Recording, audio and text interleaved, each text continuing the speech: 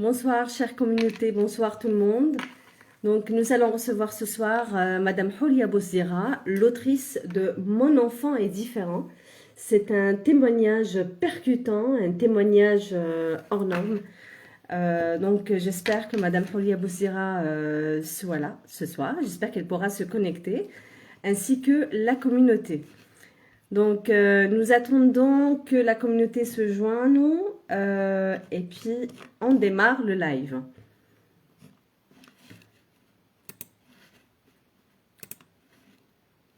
Très bien, on va voir si Madame Houlia Bouzdira est là dans le live.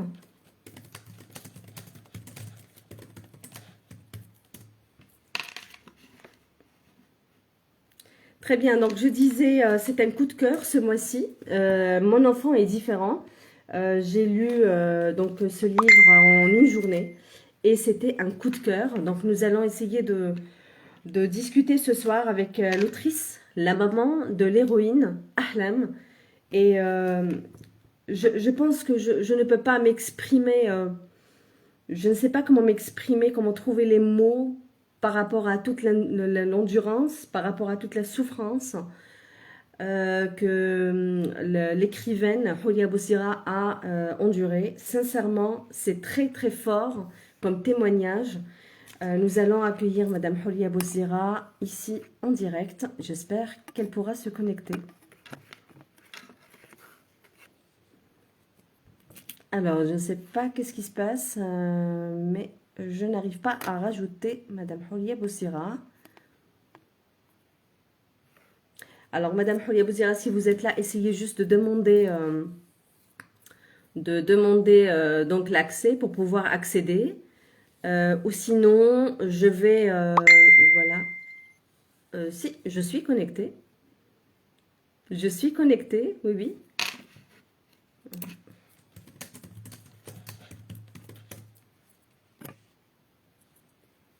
Nous sommes en direct.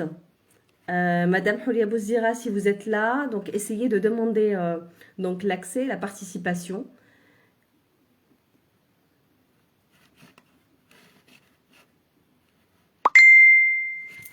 D'accord, je vais essayer de vous taguer alors. Voilà.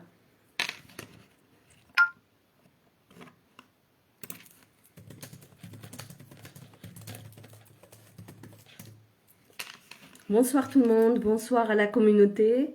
J'espère que vous allez bien. Nous allons recevoir Madame Houlia Bouzdira ici en direct en club de lecture et cercle littéraire d'Algérie.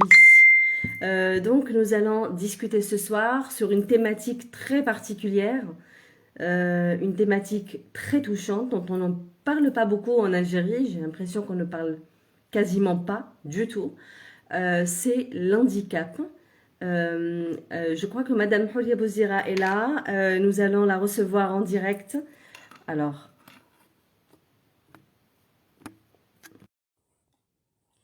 voilà. J'espère qu'elle va pouvoir accéder le live. J'espère qu'il n'y aura pas de soucis techniques, surtout. Bonsoir tout le monde, bonsoir la Bonsoir, communauté. Bonsoir Madame Houlia Bouzdira, après-midi. ravie de Merci, vous recevoir ce soir. merci pour Vraiment très votre contente. invitation. C'est la moindre des choses. Je suis vraiment contente de vous recevoir. Je voulais discuter ce soir avec l'autrice de Mon enfant est différent. Tout d'abord, Madame Houlia Bouzdira, je veux vraiment de tout cœur vous féliciter. Vous Merci, féliciter avant de parler de l'édition de ce livre, votre premier témoignage, votre premier roman. Je souhaite vous féliciter pour votre courage, votre ténacité, votre bravoure, parce que vous avez raconté très sincèrement les choses dans ce livre. J'ai lu des livres psychologiques, des livres hard, mais sincèrement, une thématique pareille, je ne l'ai jamais lue. Et c'est très percutant, c'est très très fort. Et on se pose beaucoup de questions. Pourquoi est-ce qu'on ne parle pas de cette thématique en Algérie? Avant de rentrer dans le vif du sujet de votre roman, Madame Houlia Bouzdira, nous recevons aujourd'hui notre communauté, nos membres de Club de lecture et Cercle littéraire d'Algérie. Merci pour votre présence, pour votre temps ce soir. merci de Alors, votre Madame Houlia invitation. Bouzdira, est-ce que vous pouvez vous présenter à la communauté qui est Houlia Bouzdira? Écoutez, si je venais à répondre de façon très spontanée, sans réfléchir, je dirais que je suis la maman d'un enfant différent. Parce que quel que soit le diplôme qu'on a, quel que soit l'âge qu'on a, quelle que soit la situation dans laquelle on est, quand on a à charge un enfant aussi dépendant, une personne aussi dépendante, pas forcément un enfant, ça peut être un papa, ça peut être une maman, ça peut être une sœur. Il est difficile de mener en parallèle, il est difficile de mener à bien en parallèle une carrière professionnelle. C'est vraiment très difficile. Je Voilà. comprends. Donc, c'est déjà ça. Donc, bon, je suis diplômée j'ai fait l'école normale supérieure. J'ai une licence en sciences naturelles. Je suis destinée à l'enseignement secondaire, mais je n'ai jamais travaillé parce que mon enfant était différent et il est encore différent et voilà. Donc, je suis avant tout maman. C'est tout ce Oui, que je peux être vu les circonstances. Et vu les circonstances et surtout le manque de moyens, oui. euh, c'est tout ce que je peux être, une maman d'enfants différents. Tout ce que vous pouvez être, c'est énorme ce que vous êtes. Oui, Tout ce que vous merci. pouvez être, c'est énorme. Dire que qu'on est maman, dire que vous êtes maman, c'est énorme. Déjà avec un enfant normal, alors c'est triplement énorme avec un enfant différent, Madame Houria Bosdira. Vous avez combien d'enfants aujourd'hui, mis à part Ahlem? J'en Parce ai qu'on va... 4 autres. Allah يبارك. Allah يبارك. Félicitations. Merci. Et donc, à quel moment, justement, Madame Houria, à quel moment l'idée vous est parvenue pour écrire ce témoignage? C'était à quel moment de votre vie? Ou à quel En fait, stade de votre vie? il y a eu une évolution dans le but de ce livre. Au début, ce n'était pas du tout un livre, c'était simplement un journal intime. J'éprouvais le besoin d'extérioriser ma peine, ma peur, surtout ma peur, mon impuissance parfois. Donc, mon impuissance souvent plutôt. Donc, Oui, au début, c'était des petites feuilles, des feuilles comme ça que j'écrivais. Parce que ça, il est très difficile à chaque fois, si je venais à chaque fois que je rencontre quelqu'un, lui dire, voilà, j'ai passé une nuit blanche, elle a pleuré toute la journée, je ne sais pas pourquoi. On ne se plaint pas de son enfant comme ça aussi oui, facilement. tout à Donc, fait. c'était des bouts de feuilles que je laissais dans un tiroir. Et puis, un jour, mon fils est tombé dessus. Mon fils est né et puis il m'a dit, maman, faisons un livre. Ne serait-ce que pour aider des personnes dans ton cas. C'est parti Absolument. de là. J'ai commencé, et puis surtout, dédramatiser et oser dire certaines Osez. choses, oser parler de certaines choses, voilà, de ma faiblesse, de ma colère, de mon impuissance. Donc, c'est parti de là. Et puis ensuite, ça a évolué vers le fait que je désire maintenant vraiment tirer un peu la sonnette d'alarme par rapport à la condition de la personne handicapée en Algérie, Oui, ou peut-être même dans le monde, hein, parce que je parle de l'Algérie parce que c'est mon pays, oui. mais quand je vois des documentaires, finalement, il y a un manque un peu partout, hein, ce n'est pas que chez nous. Voilà, donc je veux un peu tirer cette sonnette d'alarme et dire, il faut commencer vraiment à agir euh, et à mettre en place des structures, des aides humaines et un peu plus d'aide financière Mhm. aux handicapés. Tout à fait d'accord avec vous. Oui, parce qu'on n'en parle pas beaucoup. En fait, on n'en parle quasiment pas, hein, j'ai envie de dire. Cette thématique n'est pas évoquée. Cette thématique, j'ai l'impression que qu'elle n'est pas considérée. Dans votre témoignage, vous voyez que j'ai pris plein de notes parce que c'est très intéressant, euh, parce que ça nous pousse à réfléchir et à dire, OK, nous qui sommes normaux, finalement, est-ce que nous pensons vraiment à ces citoyens qui ouvrent droit, tout comme nous, dans cette société et qui sont anormales, qui ont des difficultés physiques, mentales? Est-ce que vraiment, et en lisant votre livre, je ressens une grande part d'égoïsme, j'ai envie de dire, de la part des gens normaux. Nous sommes tous responsables quelque part. Bien entendu, on va parler de la responsabilité de qui plus, après, dans quelques minutes. Mais votre livre, en fait, laisse à réfléchir et doit être vraiment étudié euh, minutieusement, on doit vraiment étudier cette thématique en Algérie et ailleurs aussi, hein. Alors, dans les pays développés, c'est vrai qu'il y a un petit peu la facilité, plus ou moins, ça va. Mais en Algérie, on ne parle pas. D'ailleurs, je me suis posé la question en terminant la lecture de votre livre, est-ce que je rencontre dehors des handicapés? Non, ils sont très rares dans la rue. Pourquoi est-ce Parce que les que handicapés sont rares dans la rue? Justement, il me semble parce qu'il n'y a pas la facilité pour eux, les l'accès pauvres, pour sortir. l'accès est difficile. Il m'est arrivé de voir dans des bus des personnes en fauteuil roulant, sauf que ce sont des jeunes qui les montent et des jeunes qui les descendent. Autrement Ouais. dit, il y a une solidarité quand même, il y a une solidarité sociale, mais c'est toujours l'aide de X ou de Y. Il n'y a pas de facilité d'accès Mhm. à un bus pour une personne handicapée. Oui. Elle ne peut pas monter dans un bus facilement. Donc voilà, c'est ça. Les accès sont difficiles. Tout est, Les en fait, c'est un peu établissements le aussi, parcours. hein. Il Pardon? n'y a pas que les bus, les établissements, Oui, traverser beaucoup la d'établissements. route. Oui, Certains établissements commencent un petit peu à mettre le côté, la petite rampe là oui, d'accès pour oui, handicapés. Certains, oui. ça commence un peu. Mais disons, c'est vraiment le balbutiement, hein. C'est tout petit, mais disons, mais c'est vrai que non, il n'y a pas d'accès. L'accès au Non, bus n'existe pas, l'accès au non, transport n'existe pas. C'est pas évident du tout. tout à fait. Et donc, l'héroïne s'appelle Ahlam. Ah Nora oui, Ahlam est votre fille. ah Nora oui, ça, Ahlam, Nora Ahlam a 34 ans. oui, Euh, nous n'allons pas spoiler toute l'histoire, mais nous allons quand même parler de pas mal de passages qui sont très touchants. D'accord? Très touchants. Pour ne pas dire un peu choquant, mais très touchant. Ça, je le dis.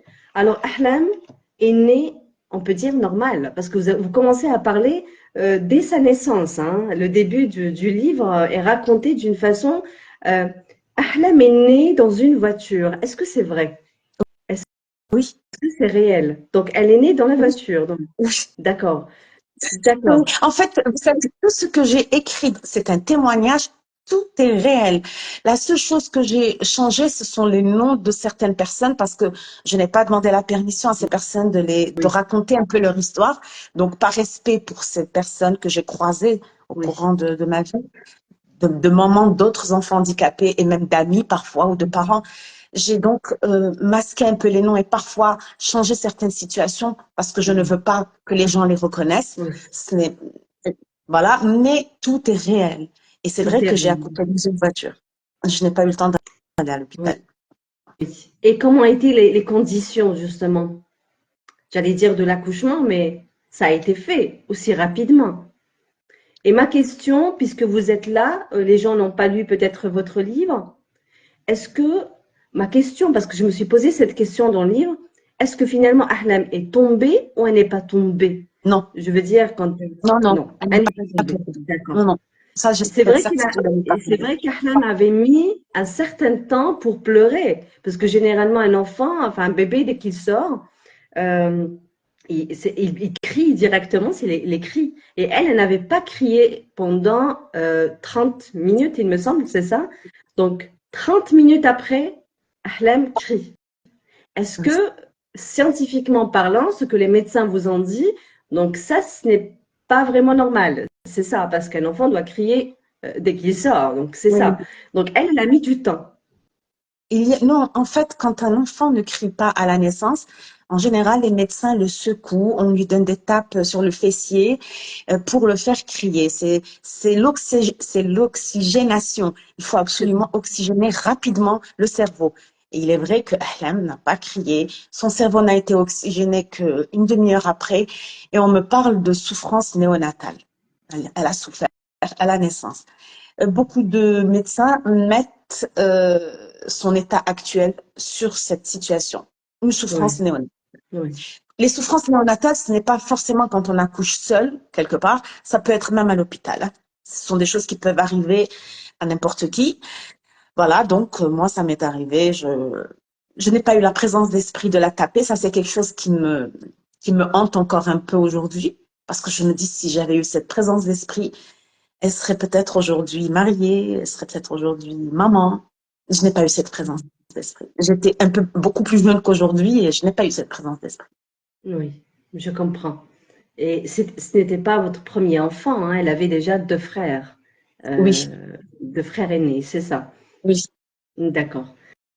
Alors, Ahlam, pour vous, Ahlam est né normal. À un moment donné, c'était votre père qui a attiré votre attention, oui, qui a suscité le doute. C'était ça. Il oui. avait raison, il avait vu juste, votre père. Mon père était dentiste, là, yarhamou, donc il faisait partie Et du milieu médical. Et oui, c'est lui qui a vu, moi je voyais, mais je ne voulais pas voir. Je voyais bien oui. qu'elle ne s'asseyait pas, je voyais bien qu'elle tenait pas sa tête. À 5, 6 mois, l'enfant commence à s'asseoir, ne serait-ce qu'entouré d'oreillers. Il n'a peut-être pas complètement d'équilibre, Mm, mais la tête tient. Je voyais bien que sa tête ne tenait mm, pas. Je voyais bien qu'elle avait les mains toujours fermées et qu'elle ne prenait rien dans la main, qu'elle n'avait pas. Je ne voulais pas voir. mm. Je ne voulais pas. Oui, je comprends. Mais ce qui m'avait étonné surtout en lisant votre livre, c'est que bien avant, je dis bien, bien avant que votre père tire la sonnette d'alarme, vous preniez votre fille, étant bébé, hein, pour des visites périodiques, on va dire 2 fois par Oui. mois, c'est ça? Et il y Non, avait. pas 2 fois par mois, c'était tous les mois. C'était parce que Mhm, le calendrier vaccinal a changé depuis le mhm, temps. Mais elle avait un vaccin, donc à partir de 3 mois, 4 mois, 5 mois, 9 mois, 18 mois, voilà, c'était le calendrier vaccinal de l'époque. Et donc, je l'emmenais régulièrement donc en pédiatrie pour se faire vacciner. Oui, oui, je l'emmenais. et elle recevait une visite générale de Oui. la pédiatrie, une visite générale de la part des pédiatres qui ne vous ont jamais signalé quoi que ce soit. Et toujours, vous avez dit, c'était RAS, rien à signaler. C'est ça ce qui était indiqué à chaque fois. Je me pose la question, comment est-ce que ces médecins n'ont rien détecté? Parce que c'était une Parce que visite longtemps, générale. longtemps, on mettait le fait qu'elle ne tienne pas la tête, le fait qu'elle ne s'assoit pas, on mettait longtemps ça sur le développement psychomoteur qui est très différent d'un enfant à l'autre. C'est vrai que certains enfants marchent à 18 mois, d'autres marchent à 9 mois, Oui, 10 mois, 11 mois. Donc, on me disait souvent, ça va venir, ça va venir, oui. ça va venir. Euh, Parce qu'il m'arrivait de poser des questions. Non, monsieur, ne vous inquiétez pas, le développement psychomoteur n'est pas le même chez les enfants. Ne comparez jamais votre enfant. Ça va venir. Donc, Mhm. j'attendais que ça vienne. J'attendais que ça vienne. Mais ce n'est jamais venu. Et, et justement, en lisant votre livre, c'est que on voit que Madame Houlia Bouzdera, la mère, la maman, a tout fait. Vous avez remué ciel et terre pour que pour guérir votre fille, pour que votre fille guérisse. Vous avez tout tenté en fait. Les rééducations, vous avez tenté le côté scientifique et le côté métaphysique, j'ai Mystique, envie de dire. métaphysique, tout. Parce que je Vous voulais avez conjurer tout le sort. essayé. Je voulais conjurer Mhm. le sort. Non, en fait, ça ne pouvait pas m'arriver. Ce sont des choses qui n'arrivent qu'aux autres. Oui. Sauf qu'à un moment donné, quand je me suis posée, je me suis dit oui, euh, les autres, pour moi, les autres, c'est vous. Et pour vous, les autres, c'est moi. Donc, je suis aussi les autres. Donc, voilà, ça pouvait m'arriver aussi. J'étais forcée à un moment donné d'admettre que ça m'arrivait. Et justement, aujourd'hui, est-ce que vous avez des remords quelque part? Est-ce que vous avez un remords particulier concernant, Plus maintenant. concernant cette situation? Est-ce que vous avez un Non, remords particulier? Pas du non, tout. j'ai tout fait justement pour qu'elle guérisse alors qu'on ne guérit pas d'un handicap. Le handicap, il est là, il s'installe, il vous accompagne toute votre vie et en plus, il prend chaque jour un peu plus de place. Le handicap a volé à ma fille ses jambes, il lui a volé ses bras, il lui a volé sa pensée, il l'a déformée. Chaque jour, il prend un peu plus de place et je n'y peux rien. Voilà, Mhm. donc en fait, je me suis résignée, mais je n'ai aucun remords parce que j'ai vraiment tout fait pour conjurer le sort et je n'ai pas pu parce qu'on ne guérit pas d'un handicap. Quand j'ai compris qu'on ne Mhm. guérissait pas, je me suis mise à me faire n'importe quoi. Voilà, Oui. c'était rien, c'était un peu tout. Et puis ensuite, j'ai baissé les bras et je me suis rendu compte que la seule chose que je pouvais faire, c'était l'aimer et prendre soin d'elle. C'était vraiment la seule chose que je pouvais faire et je l'ai fait. Je l'aime et je prends soin d'elle. C'est tout. Au début, vous cherchiez le nom de cette maladie parce que personne, aucun médecin ne vous a donné le nom de cette maladie. C'était en 90, 1990, hein, les années Oui, 90, où euh, c'était une période un petit peu difficile aussi, il faut le dire, dans le oui. pays. Et en même temps, vous étiez d'un hôpital à un autre. En fait, vous jongliez d'un hôpital à un autre et vous n'aviez jamais de réponse jusqu'à un jour, une amie à vous qui est médecin, vous l'avez rencontrée par hasard, elle existe réellement, et Oui, c'est là où vous comprenez ce que votre fille a réellement. C'est une oui. microcéphalie, c'est ça. C'est Vous avez posé une c'est une microcéphalie et vous dites, j'essaie de trouver, c'était intelligent de votre part d'expliquer exactement cette maladie. Je cherche juste ce n'est pas une rapidement. maladie, c'est un handicap. Oui, un Voilà, handicap. Oui, vous le dites d'ailleurs. c'est Oui, différent. effectivement, vous le dites. La C'est un maladie, handicap, ce n'est pas une maladie, oui, effectivement. il y a des Donc, vous avez maladies cherché. il y a des maladies handicapantes, invalidantes, et il y a le handicap. Le handicap n'est pas une maladie. Ça, franchement, j'insiste, le handicap n'est pas une maladie. Certaines Effectivement. maladies sont handicapantes et C'est bien invalidantes. expliqué d'ailleurs, hein. C'est très bien expliqué, d'ailleurs. Il fallait que je Effectivement. comprenne. Si j'ai éprouvé autant le besoin de comprendre, c'est parce que pour moi, comprendre, c'est maîtriser, Oui. c'est pouvoir agir. Donc, je faisais tout pour essayer de comprendre un maximum Mhm. ce dont elle était atteinte. Et j'ai compris que c'était un handicap. En fait, cette microcéphalie, on m'a dit que c'était dû justement, elle n'a pas grandi, elle n'a pas pu grandir parce que elle a souffert à la naissance. C'est comme si tout avait été ralenti. Le cerveau est sain, tous les membres sont sains, mais on dirait Mhm. qu'il n'y a euh, c'est-à-dire que aucune communication entre le cerveau et les membres. Les membres sont là, elle n'a aucune gestuelle volontaire. Oui, Voilà. Elle n'a oui. aucune gestuelle volontaire. Elle ne peut Mhm. pas, elle ne C'est bouge très pas, elle ne peut difficile, pas. hein. Oui, Oui, oui. Elle n'a aucune autonomie.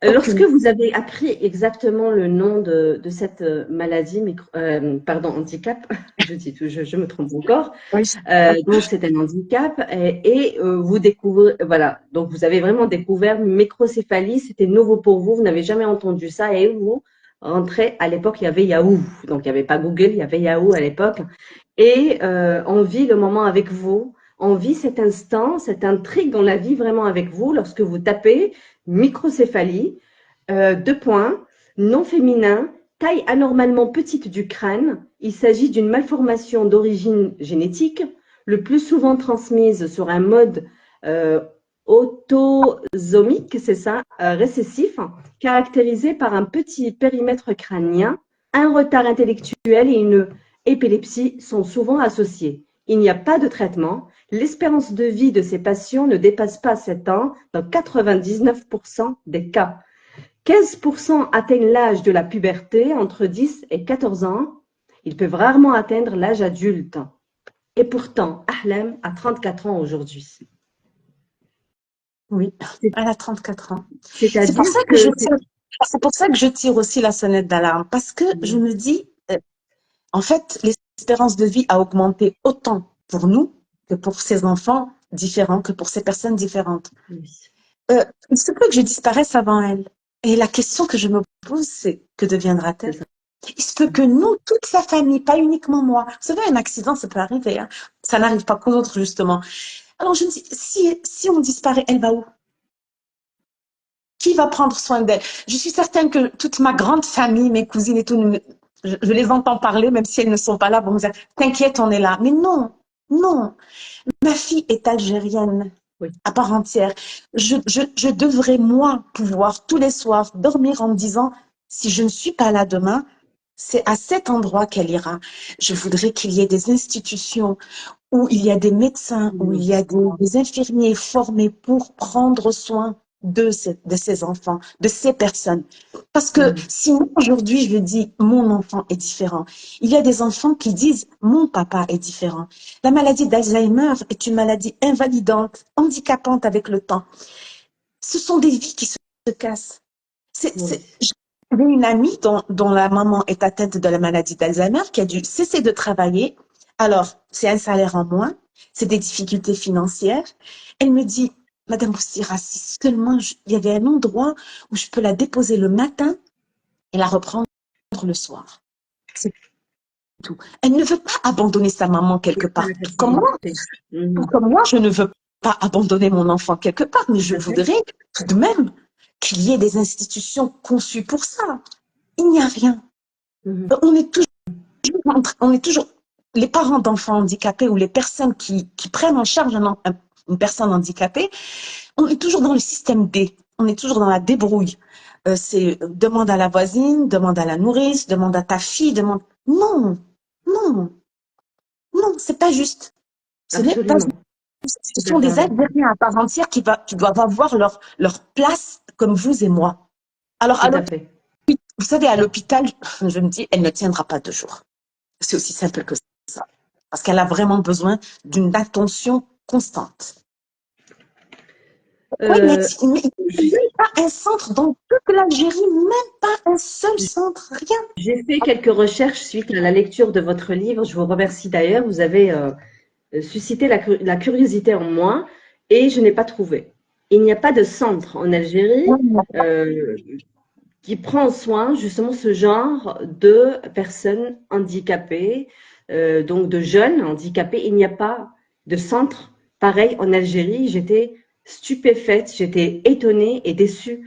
Je ne savais pas, j'ai découvert ça grâce à votre livre en fait. Ça n'existe pas en Algérie et on se pose la question, où est-ce qu'ils finiront justement ces gens handicapés, s'il n'y a pas l'assistance de leurs membres de la famille, où est-ce qu'ils finiront? Et, C'est ça la question qu'on se pose. et puis, vous savez, ce qui me dérange profondément, c'est que je me dis, après nous, ses parents, son papa et sa maman, elle va faire l'objet d'un héritage. Ma fille va faire l'objet d'un qui va prendre sa sœur. Je sais que je compte sur mes enfants. Vraiment, mes filles sont ses deuxièmes mamans et mes garçons sont ses deuxièmes papas. Ce n'est pas le cas de tout le monde. C'est pas le C'est pas cas le de cas tout de le tout monde, le effectivement. monde. Et vous le dites d'ailleurs, effectivement, ce n'est pas le cas de tout le monde. Et on se pose la question, Parfois, vous savez, on ne peut pas, mais si on ne veut pas prendre en charge une personne handicapée, on ne peut pas, financièrement parlant, sur le plan santé aussi. Il y a des personnes qui, sur le plan santé, ne peuvent pas prendre en charge une autre handicapée. Elles n'ont pas la santé pour. tout à fait. Là, il faut vraiment tirer la sonnette d'alarme. Il faut commencer. Il faut commencer. Et il faut commencer maintenant. Vous savez, je rêve du jour où on déclarera, par exemple, l'année 2025 ou 2026, année du handicap, où on concentrera tous les efforts et beaucoup de budget pour justement mettre en place des structures et des moyens pour ces personnes. Parce que vous savez, Gandhi a dit, on peut juger de la grandeur d'une nation à la façon dont ils traitent leurs animaux. Moi, je dis, on peut juger de la grandeur d'une nation à la façon dont on traite les plus démunis. Et les plus Oui, démunis, très c'est bien dit, d'abord les handicapés, très c'est bien les dit. mamans seules, c'est les orphelins, mais c'est d'abord les handicapés. En fait, j'ai foi en ma nation, j'ai foi en mon gouvernement, mais j'ai le sentiment qu'il y a des œillères quelque part et qu'on ne voit pas un peu la gravité de la situation. Il est temps, c'est maintenant qu'il faut commencer. Ce n'est pas dans 5 ou 6 ans, ce sera trop tard. Je n'aimerais pas voir demain en Algérie des personnes atteintes d'Alzheimer ou de handicap traîner dans les rues parce qu'elles n'ont pas où aller. Il sera trop tard. Si on arrive à ce stade, il sera trop tard. Tout à fait. Est-ce que vous avez essayé de faire un appel? Non, non. Franchement, je suis partie sur l'écriture de ce livre. Je vous ai dit, il a eu une évolution. J'ai commencé donc par mon idée première était de de me soulager. La seconde était d'aider d'autres mamans. Maintenant, certes, je tire un petit peu la sonnette d'alarme, mais c'est-à-dire, je n'ai contacté aucune D'accord. structure ou aucun, non, non, Organisation, non, non, non, ministère, est-ce que vous avez écrit au non, non, ministère?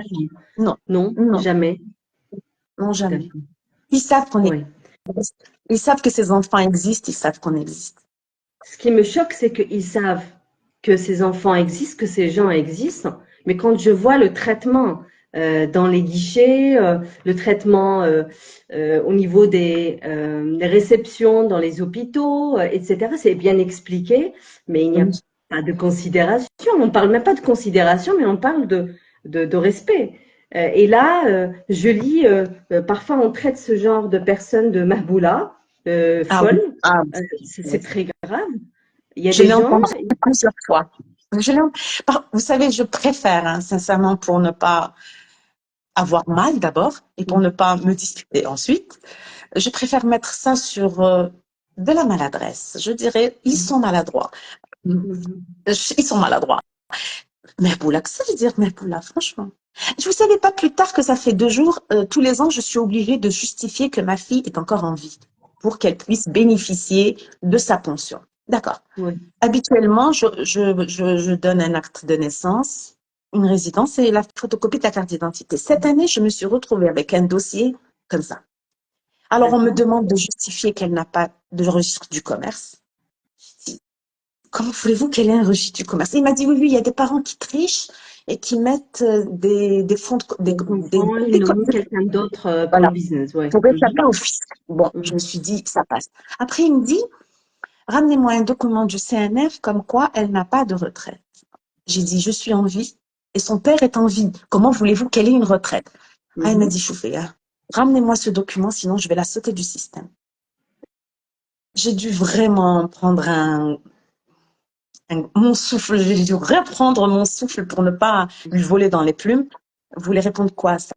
Mettez-vous à ma place 5 minutes. Vous lui répondez quoi à ce monsieur qui est derrière le C'est guichet? inconcevable. C'est inconcevable. On demande à si un Elle ne peut pas handicapé n'a avoir pas de de, retraite. elle ne peut pas avoir de retraite tant que ses parents sont vivants. Pourquoi vous voulez-vous ce document? C'est-à-dire, Absolument. en fait, le monsieur, il m'aurait dit, je suis bête et disciplinée, allez me ramener ce document, mais c'est le mot dit sauter du système qui m'a Mm. vraiment énervée, mais j'ai regardé, je Mm. suis sortie, j'ai été le chercher. J'ai été lui chercher le document. Vous l'avez trouvé, ce document? Vous avez pu le procurer, ce document? En 5 minutes, je l'ai eu en 5 minutes. Oui, oui, je me suis d'ailleurs, je suis allée au guichet handicapé. Il m'a dit, mais vous n'êtes pas handicapé? J'ai dit oui, mais ma fille, elle l'est. Je lui ai montré la Mm. carte, j'ai dit, c'est pour elle. C'est pour Parce qu'il elle. y avait un monde fou. Il y avait vraiment un monde fou. Ils ne voulaient pas faire toute cette chaîne. Voilà. Et je l'ai eu en 2 minutes et je lui ai redonné leur dossier. Voilà, c'est tout. Elle va sauter du système, ça, j'ai pas du tout apprécié. En fait, Madame Holia Bosdira, ce que vous avez raconté dans votre livre, en chiffres d'ailleurs, vous avez parlé qu'en 2009, il y a le salaire minimum interprofessionnel non garanti qui est le SNMG, d'accord, ou le SMIC hein, chez nous, était de 15 000 dinars en 2009. Et puis en 2023, ce même salaire, donc le SMIC, a augmenté à 20 000 dinars, d'accord? En plus, bien sûr, du versement d'une allocation chômage de 15 000 dinars. Quant à l'allocation pour handicapés, est de 10 000 dinars. Et elle est restée à 10 000 dinars. Vous Elle est dites à le 12 000, SMIC, pardon. Elle est à 12 000 12 000. maintenant. Oui. 12 000. Elle a D'accord. augmenté, elle est à 12 000. Pour les handicapés, c'est à À 12 000 100%. dinars? D'accord. Complètement. Non, pour 12 000. ceux qui sont complètement handicapés, comme ma fille, parce qu'en fait, on quantifie le handicap en pourcentage. Alors, il y a du 50, il y a du 80, il y a du, bon, moi, ma fille est à 100%, elle a 12 000 dinars. Mais ceux qui marchent, enfin, je sais pas comment ils font pour quantifier comme ça le handicap. Il y en a qui ont là 50%, il y en a qui ont 80%. Mhm. Ma fille a 100%, elle est à 12 000 dinars.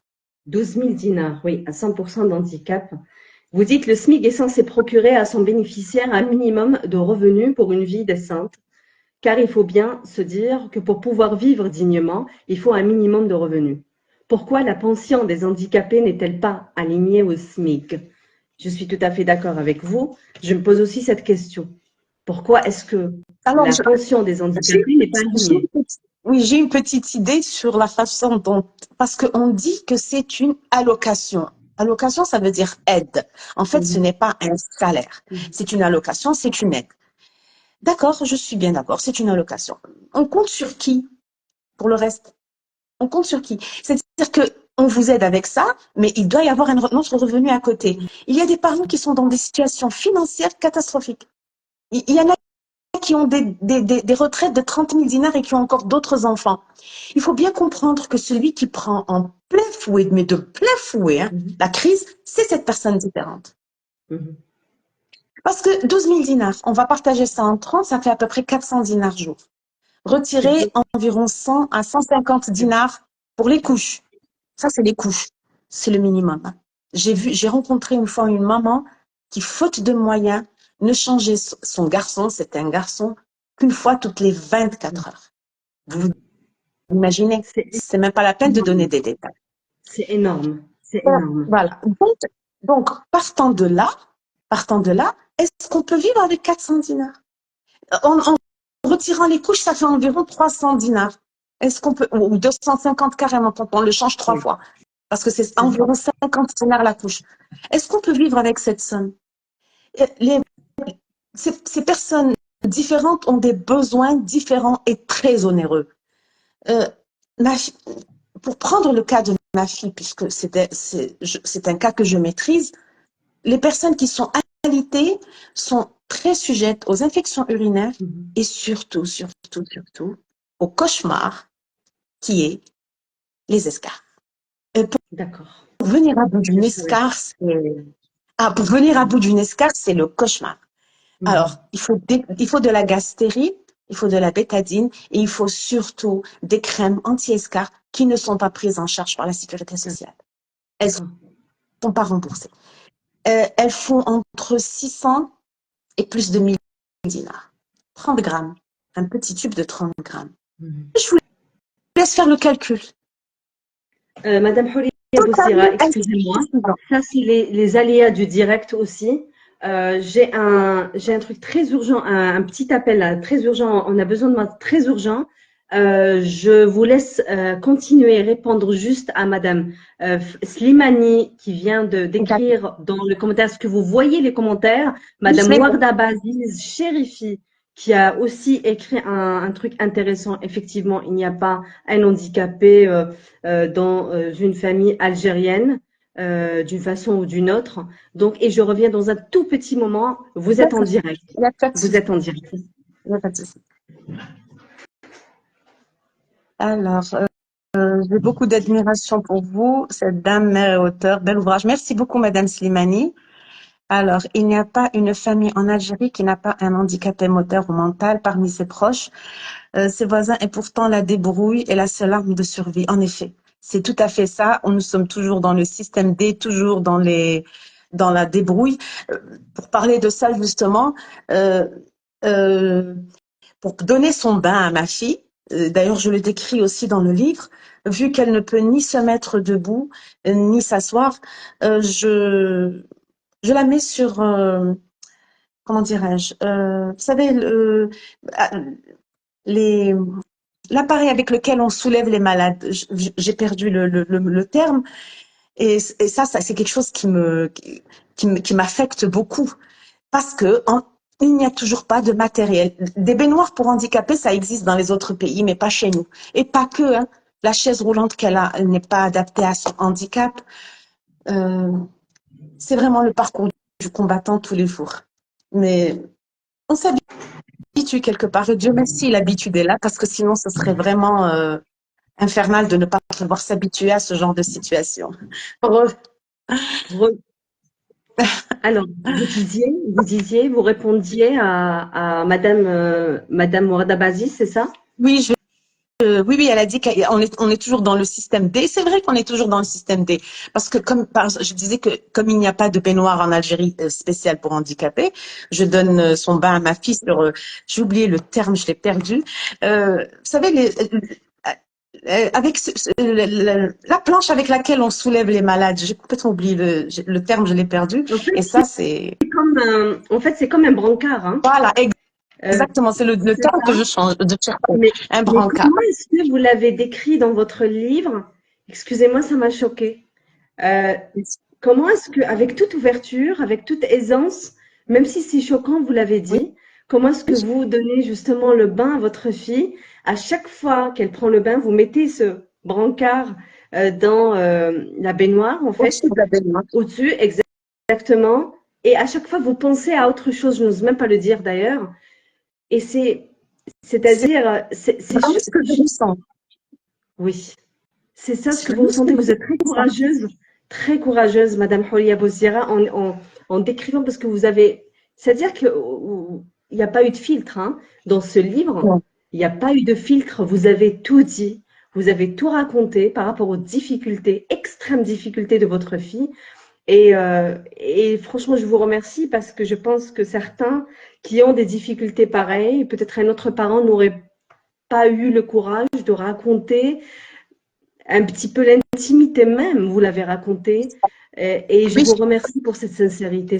Vraiment, c'est un coup de cœur. C'est un coup de cœur. Ce merci. mois-ci, j'apprends avec vous. Hein. J'apprends avec vous c'est la difficulté de ces gens-là. Parce qu'on, voilà, nul n'est à l'abri. À la fin, quand je me suis dit, mais nul n'est à l'abri. Ça n'arrive pas qu'aux autres.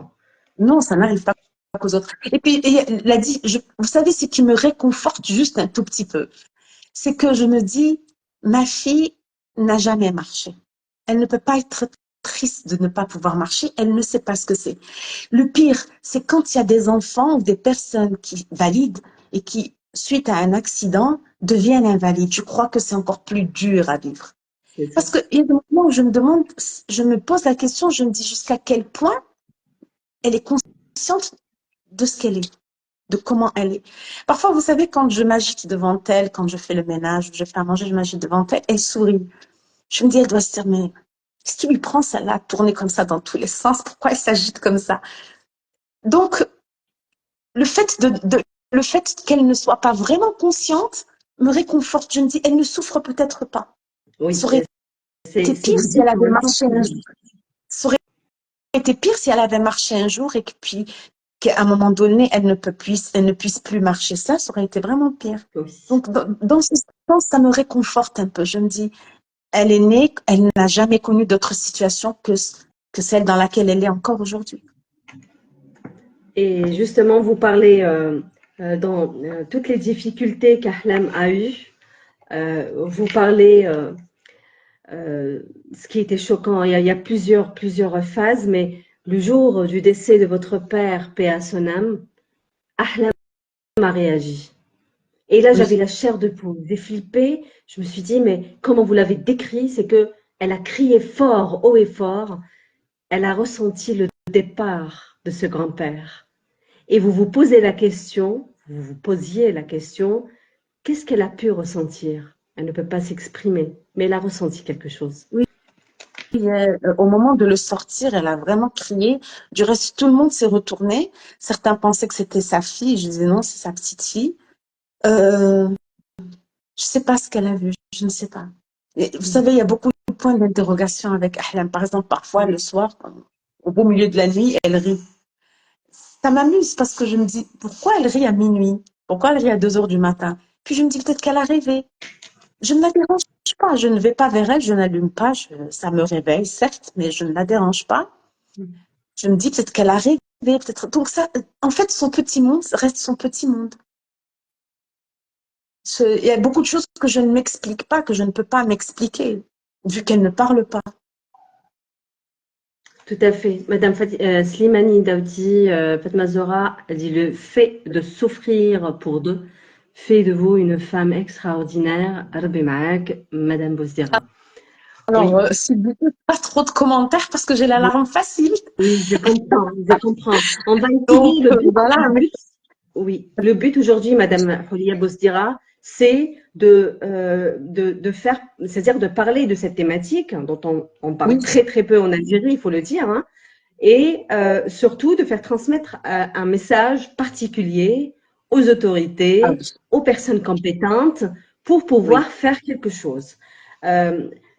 Oui, Non, parce que souvent, on m'a dit, mais pourquoi tu es là, tu te démènes tout le temps toute seule, pourquoi tu ne vas pas chez les associations?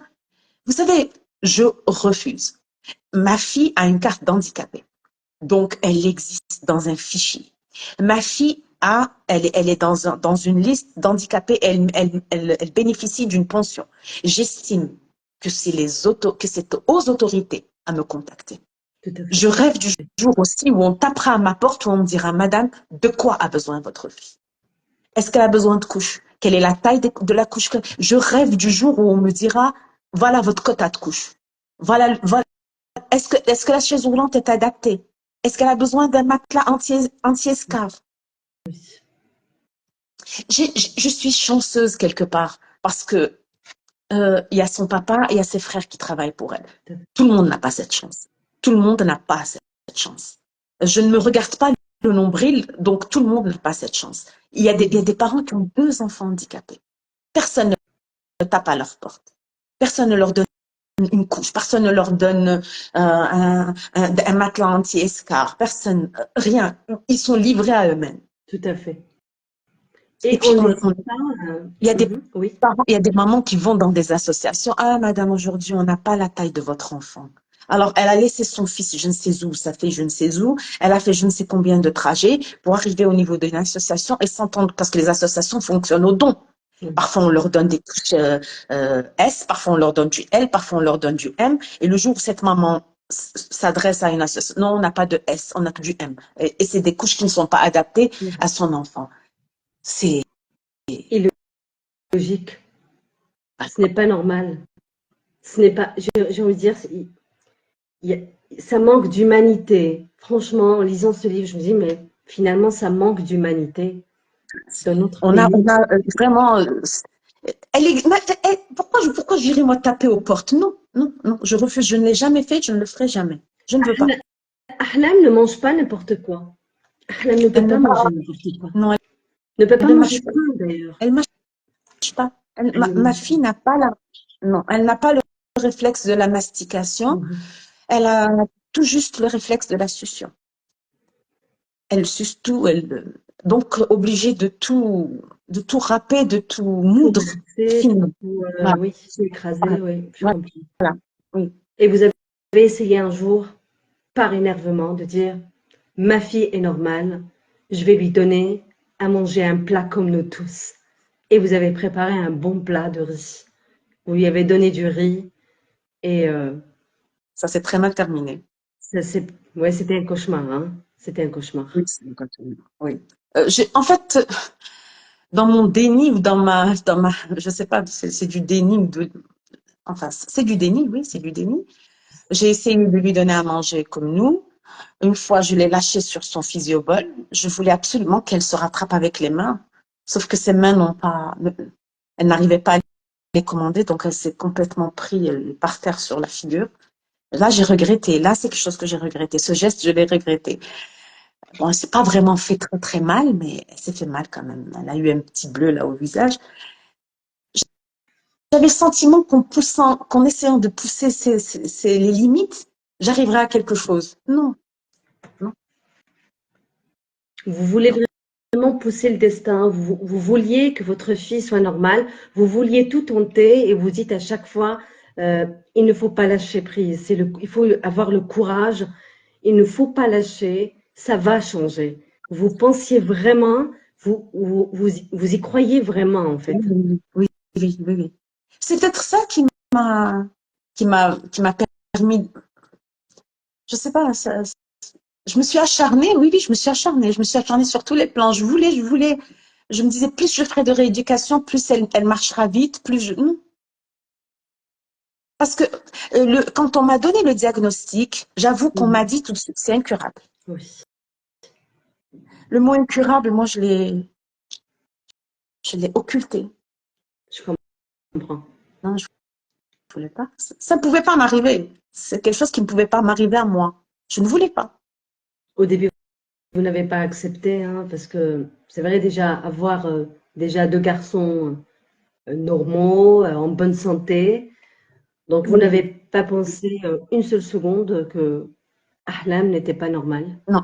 Et surtout, avec les visites périodiques, étant petite, avec les vaccins, avec les visites générales chez les pédiatres, toujours, c'était RAS. Pour vous, non, c'était pas, non, c'était en partie un choc. Vous dites, mon rôle de maman aurait dû consister à accompagner ma fille dans tous ses apprentissages, me vanter de la voir marcher, de la voir faire du vélo et de l'entendre compter jusqu'à 100. au lieu de cela, je devais la rééduquer. C'est-à-dire que vous avez vous avez fait apprendre à votre fille tout du début. Vous avez essayé. J'ai essayé, mais je n'ai pas pu, non, c'était... euh, euh, le mot incurable, je vous ai dit, c'est quelque chose, c'est un mot que j'ai occulté. Donc, moi, pour moi, j'avais un peu... En fait, dans ma tête, au début, je me disais, je vais faire un peu de rééducation et ça va. Elle va se lever, elle va marcher. Du reste, je vais vous dire quelque chose, je vais vous confier quelque chose. Souvent, je rêvais la nuit qu'elle marchait. C'était... Vous le vouliez J'étais tellement, tellement, vous le je vouliez focalisais vraiment. tellement là-dessus. Oui. J'ai rêvé qu'elle marchait, j'ai rêvé qu'elle parlait. Il m'est arrivé de me réveiller en sursaut parce que je l'entendais m'appeler, alors qu'elle n'a jamais prononcé un mot. Et Et on parle de ça. je l'ai dit à mon père. Je Oui. dis, tu sais, parfois la nuit, elle m'appelle. Il m'a regardé, il n'a rien dit. Voilà, mais en fait, ma fille, je l'aime et je l'accepte. Mais le handicap, je ne l'accepte toujours pas. Je Je comprends crois que ça. je crois que si c'était une personne physique, je ne sais pas ce que je ferais, hein, mais franchement, on ne peut pas accepter quelque chose qui vous vole tous les jours, un aspect de votre vie. Tous les jours, il y a du déclin. Par exemple, maintenant, les bouchées, je dois faire très attention que la bouchée, même quand c'est moulu, la bouchée, elle doit être très petite. Parce que avec des bouchées moulues, elle commence à me faire elle étouffe, des fausses Oui. routes. Donc, elle est encore en train de perdre ce réflexe de déglutition, en fait. Ça ne fait qu'empirer. Le handicap, il prend toujours plus de place. Il ne diminue pas. Il est très invasif. Il est encombrant. Il prend toujours, tous les jours, il prend un peu plus. Je ne peux pas l'accepter. On ne peut pas accepter quelque chose qui vous vole tous les jours une partie de votre vie. En fait, je m'identifie tellement à ma fille que j'ai le sentiment que quand il lui vole quelque chose, c'est à moi aussi qu'il le vole. Et justement, vous le décrivez justement dans votre livre, vous dites, j'ai besoin d'aller quelque part, j'ai besoin de respirer, j'ai besoin de changer d'air et vous partez. Vous partez quelque part parce que ce n'est, vous aimez votre fille, c'est sûr, mais vous aviez besoin de changer d'air, vous aviez besoin de lâcher prise un peu, de lâcher de l'est. Et quand vous partez, vous êtes dans cet endroit, vous pensez à votre fille. Votre fille vous manque. Oui. Qu'est-ce qu'elle fait, Ahlam? Elle est où, Ahlam? Sachant qu'elle était entre de très bonnes mains, mais il y a toujours elle était liée à vous et vous dites, nous sommes deux. Je suis ses bras, je suis ses jambes, je suis son cerveau, je suis tout pour elle. C'est très fort comment c'est décrit dans votre témoignage, Madame Houria Bouzdira. C'est très, très fort. Et vous retournez voir votre fille Oui. et vous ne pouvez plus vous séparer d'elle ou la quitter, plus jamais. J'avais besoin de ces moments où il fallait que je décompresse. J'en avais besoin. Mais en fait, je me disais, si je m'éloigne, je vais moins souffrir. Non. En fait, ma souffrance, je la traînais avec moi. J'avais ce sentiment. Au début, les 2 premières heures, j'étais bien. Voilà, ouf, c'était ouf. Oui.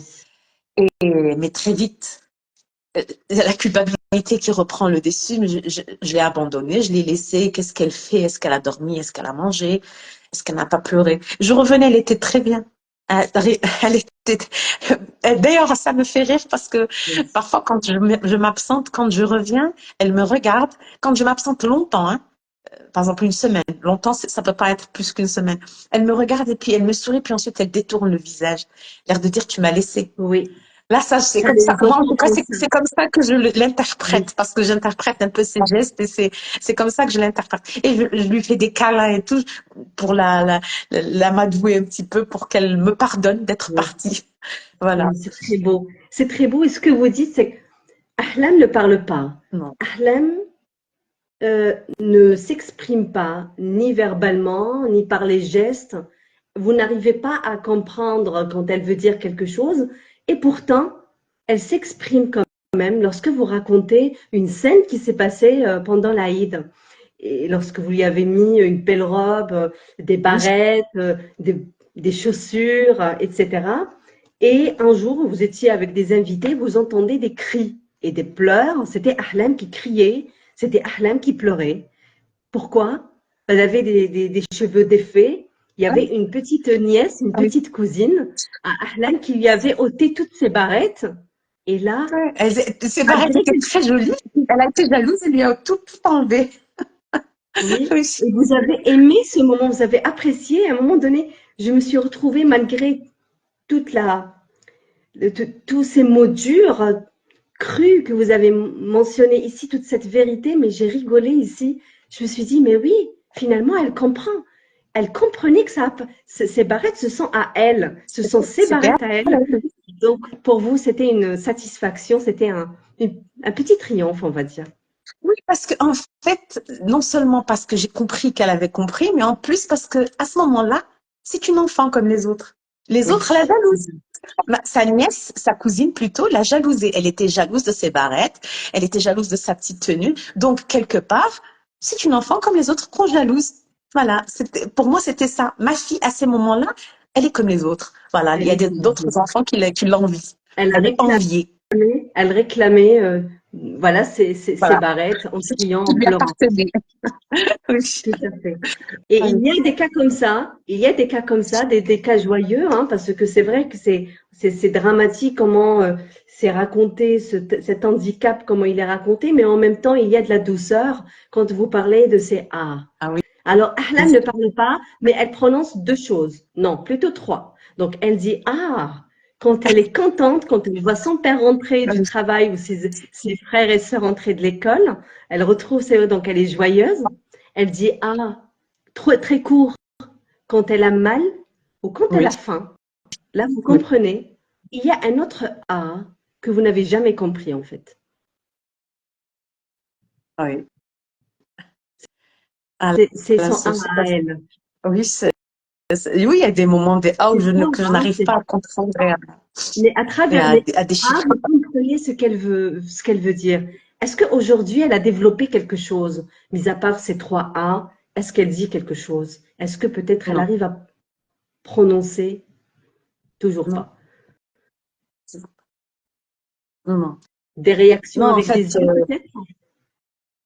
non, non, non, elle est égale à elle-même. Elle n'évolue plus, au contraire, elle régresse. Par contre, j'ai constaté qu'elle était jalouse de ses nièces, les filles de mon fils aîné, particulièrement. Dès qu'elle les voit, là, c'est des cris de colère. Elle est, en fait, elle est agacée par leur présence. Ah ça, je suis catégorique, elle est agacée par leur présence. Ce sont des petites filles très coquettes, très mignonnes, et elle est agacée par leur présence. Je sens de la jalousie. Vis-à-vis, particulièrement vis-à-vis de ses deux nièces. Il y a de la jalousie. Jalousie Pas vis-à-vis des autres, mais de quoi? de Par ses rapport à nièces. quoi? À votre avis, en tant que maman, la jalousie, cette jalousie qu'elle a, c'est par rapport à quoi exactement? Je ne sais pas si c'est parce que ce sont les aînés, c'est les premières petites nièces qui ont déambulé devant elle, ou si c'est leur coquetterie, ou si, je ne sais pas. Là, franchement, je serais incapable de vous dire. Mais ces autres nièces, elle n'est pas jalouse de ces autres nièces, mais de celle-ci particulièrement, si. Parce que c'est la même génération, peut-être? Est-ce que c'est la même Non, pas du génération? tout. Non, non, pas du Pas tout. du tout. Elles ont à peine 10 ou 11 ans. Ma fille en a 34. Mais bon, quand je dis qu'elle en a 34, mentalement, je ne sais pas quel âge elle a, hein. Oui, je comprends.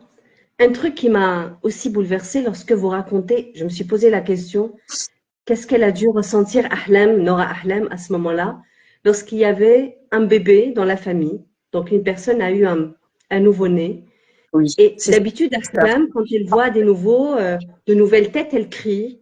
Quand il y a de nouvelles têtes, quand elle ne reconnaît pas des personnes, elle crie un peu. Mais là, à un âge avancé, on va dire, vous avez dit, elle a vu le bébé, elle a regardé et elle s'est détournée la tête. Oui. Donc, elle n'a rien dit. D'habitude, elle réagit. D'habitude, elle réagit.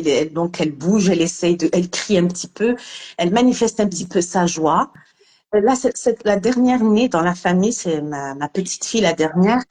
Elle l'a regardée et puis elle a détourné les yeux, Elle a détourné les yeux et la tête, effectivement. Oui. comme si elle avait compris que bon, euh, qu'elle ne serait jamais comme les autres. Je ne sais pas, vraiment, ça m'a choqué ce jour-là. Elle a eu elle a exprimé une indifférence inhabituelle. C'était vraiment de l'indifférence. Bon, elle est là, laisse-la. Ça ne m'intéresse plus. Comme si elle disait, ça ne m'intéresse plus. Ça m'a un petit peu fait de la peine parce que d'habitude, elle est beaucoup plus expressive et elle exprime de la joie. Là, non, rien. Voilà. Vous avez tout fait pour votre fille, Madame Houlia Bostira. J'ai envie de lire un passage. Ce passage, je l'ai highlighté. C'est un passage très fort. Laissez-moi dire que c'est un passage très très fort. Parce que franchement, j'ai highlighté pratiquement toutes les pages. Pratiquement toutes les pages, il faut le dire.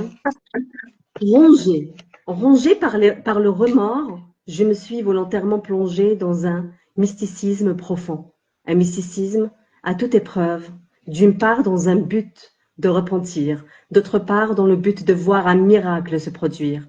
J'ai alors cherché Dieu partout et tapé à toutes ses portes. Dieu possède plusieurs portes. Celle de l'aumône, dédiant à tous dédiant tous mes dons à la guérison de ma fille. Parfois, faute de moyens, un morceau de pain chaud tendu au fils du voisin me faisait office d'aumône. Celle du jeûne. Oui, jeûnais tous les lundis et jeudis. Je vouais ma faim à la guérison de ma fille. Celle de la prière. Prier sans compter. Invoquer, supplier. Toutes mes implorations n'avaient qu'un seul but. Voir Ahlam guérir. J'avais entendu parler de Ruqya. Lire le Coran, lire le saint livre constamment au-dessus de l'eau de bain de ma fille Ahlam, au-dessus de son eau à boire, au-dessus de son huile de massage et même au-dessus de sa tête.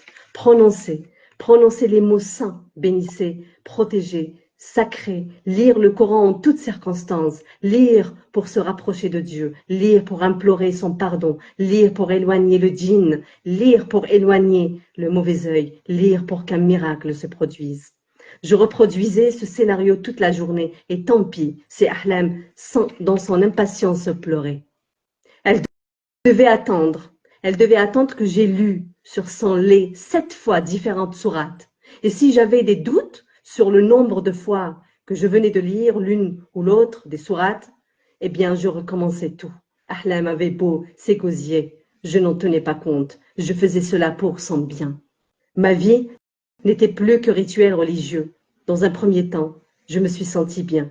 Je me sentais en paix avec moi-même et avec Allah.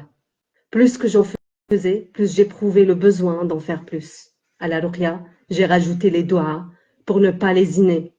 Dans mes efforts, je me réveillais au milieu de la nuit pour prier, ayant entendu dire que Dieu était très sensible au fait que l'on puisse sacrifier son sommeil, la chaleur de son lit, le confort de sa nuit pour accomplir ses ablutions, à l'eau froide, le prier, l'implorer, demander son aide, rester longtemps en position de sujoud, prosternation, s'abandonner à Dieu humblement.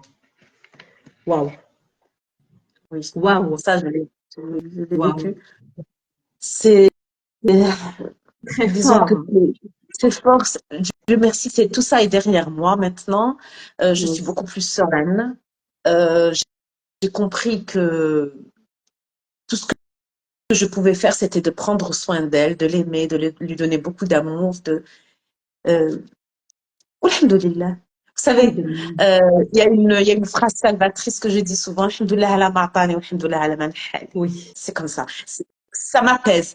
Vous dire que je suis pas en colère si je le suis toujours. S'il y a des moments où disons que je suis en colère contre tout et n'importe quoi, parce que c'est pas toujours facile à vivre. Voilà, mais souvent je me dis encore, vous savez, quand des enfants de son âge, ses cousins se marient, je me dis, tiens, Oui. ça aurait pu être elle. Vous parlez d'ailleurs d'un cousin qui est né le même mois qu'Ahlam, en Oui, 90. Et lui est parti à l'école. Bon, il est entré à l'école. Ahlam ne pouvait pas. Lui oui, est allé à l'université. Ahlam ne pouvait pas. Et là, vous faites la comparaison oui, à la place de Ahlam pour Ahlam. Vous faites cette comparaison, mais je vous comprends. Je vous comprends. Je oui. comprends ce que Vous vous avez savez, vécu. c'est pour ça que je me dis que, c'est pour ça que je dis ne serait-ce que pour soulager les souffrances des parents, il faut que ces enfants trouvent vraiment leur place dans notre Tout à fait. société. Il faut que le regard change. La dernière fois, une maman d'un enfant autiste est rentrée dans un supermarché. Euh, c'est connu que les autistes font des crises d'angoisse quand il y a Oui, trop de monde. Le gosse s'est mis à se rouler par terre. Il était angoissé à cause du monde.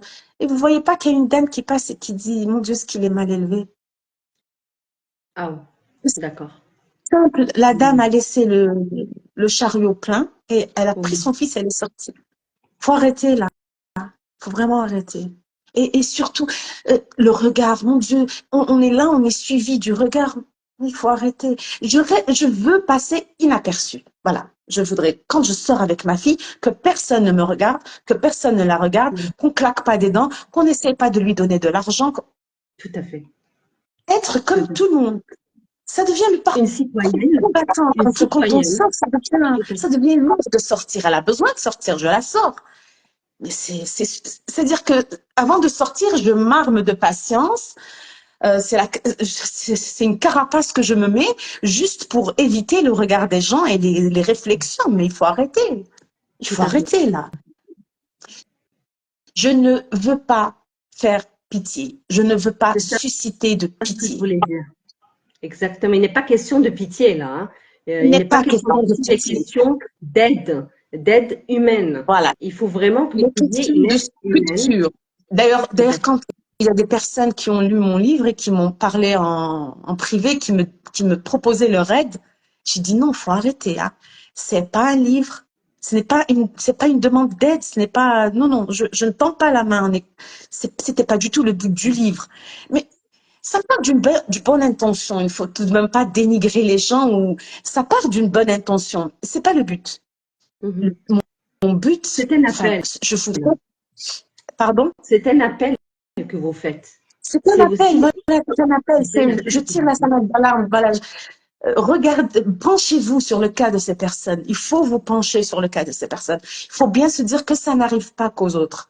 Qu'un jour, votre petit-fils, votre petite-fille peut naître comme ça. Voilà, Tout à fait. c'est ça. C'est ça que Ou le j'essaye de... devenir, hein.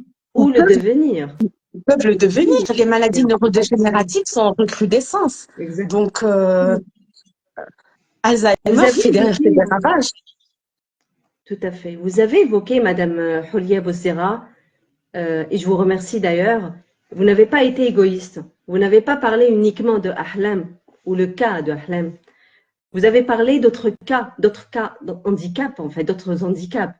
Vous avez parlé des, euh, des non-voyants, vous avez parlé ceux qui sont nés avec des pieds beaux, vous avez parlé des albinos, vous avez parlé des autistes.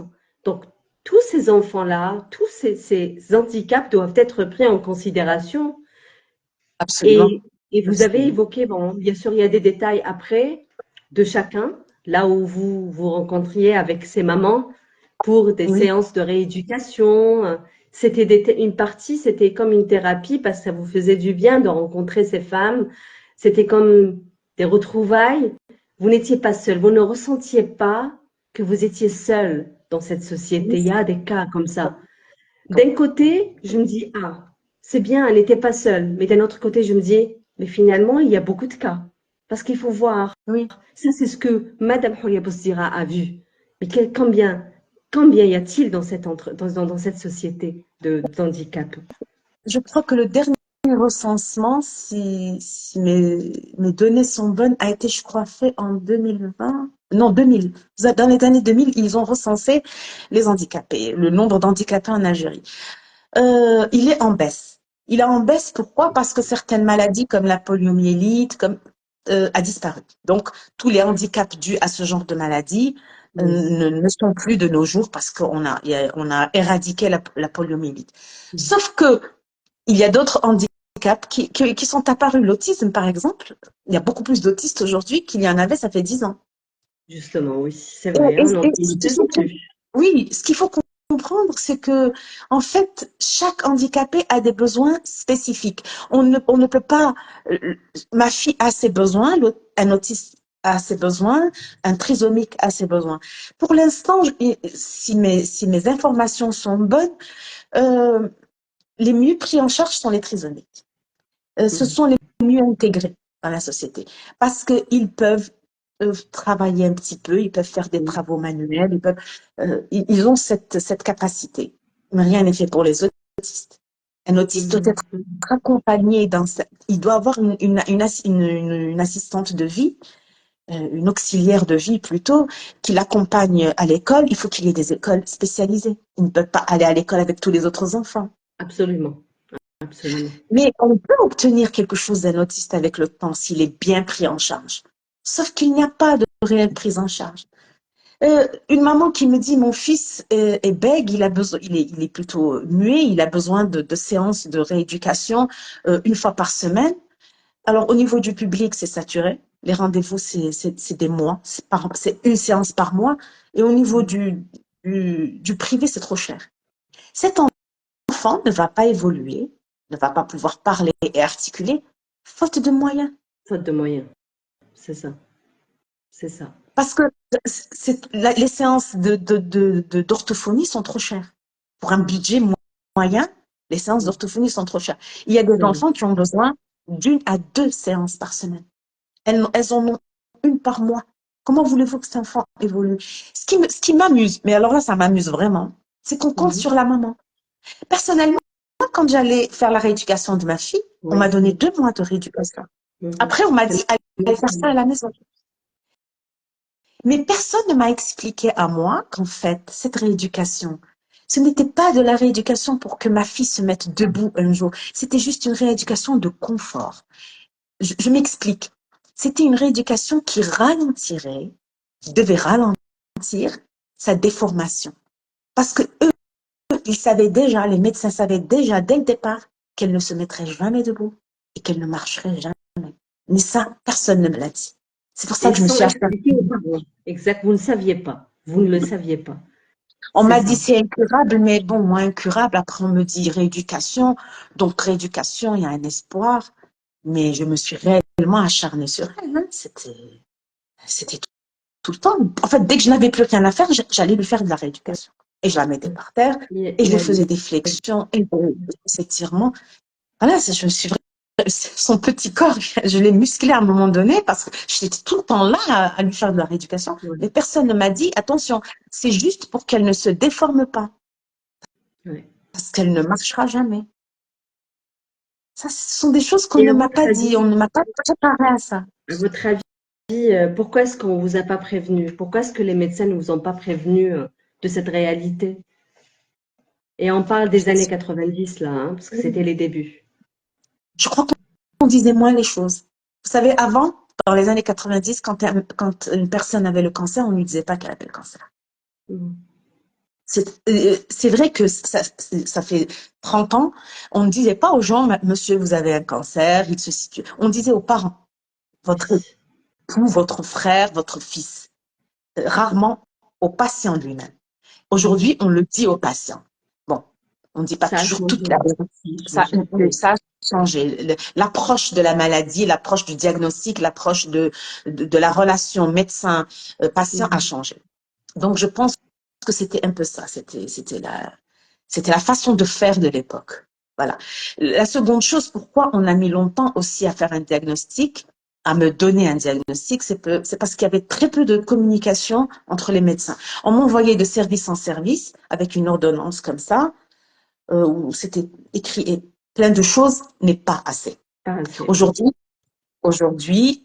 les médecins communiquent entre eux parfois par email, par téléphone. Voilà. Donnez ce téléphone à votre médecin qu'il m'appelle. Ça s'est modernisé plus ou moins. Ça s'est modernisé. Ça s'est modernisé. C'est mieux que ce que c'était, c'est vrai. Il y a plus de communication. Mais ce que vous racontez ici, c'était, il y avait un grand manque de communication entre les médecins. Hein. Il faut le dire. Oui. Vous envoyez d'un hôpital à un autre avec un bout de papier et lorsque l'autre médecin reçoit donc la recommandation, il ausculte autre chose. Il ne comprend pas. Il refusait toujours la même chose. J'étais toujours en train de reprendre les mêmes radios, toujours en train de m'entendre dire la même chose parce que il n'y avait pas de communication entre. J'ai fait une panoplie d'analyses sanguines. Toujours les mêmes choses, parce que justement, il n'y avait pas de communication entre eux. On dirait qu'il y avait aussi un manque de confiance, comme si, en fait, le privé ne fait pas confiance au public, le public ne fait pas confiance au privé, il faut refaire là, il faut refaire là. C'était un petit peu, c'était assez chaotique quand même. C'est beaucoup mieux aujourd'hui, bien sûr. Je pense que qu'il y a une Oui, évolution dans ce sens. Voilà, il y a une 20 ans évolution dans ce après, sens. 30 ans après, j'ai envie de dire, ça a changé quand même, Ça hein. Ça a un a petit peu changé. évolué. Quoique, le traitement des handicapés n'a pas changé du tout, hein, et n'a pas évolué. Là, c'est stagné. Ok, le traitement des handicapés dans la société, on est algérien, donc dans la société algérienne, il n'y a pas cette considération humaine, cette considération de citoyenneté, quoi. Voilà, ils ont des cartes nationales, mais ils ne sont pas Je dirais considérés. peut-être pas. Non, attendez, je ne dirais peut-être pas qu'il n'y a pas de considération. Je dirais que il y a une certaine maladresse, il y a une certaine façon de.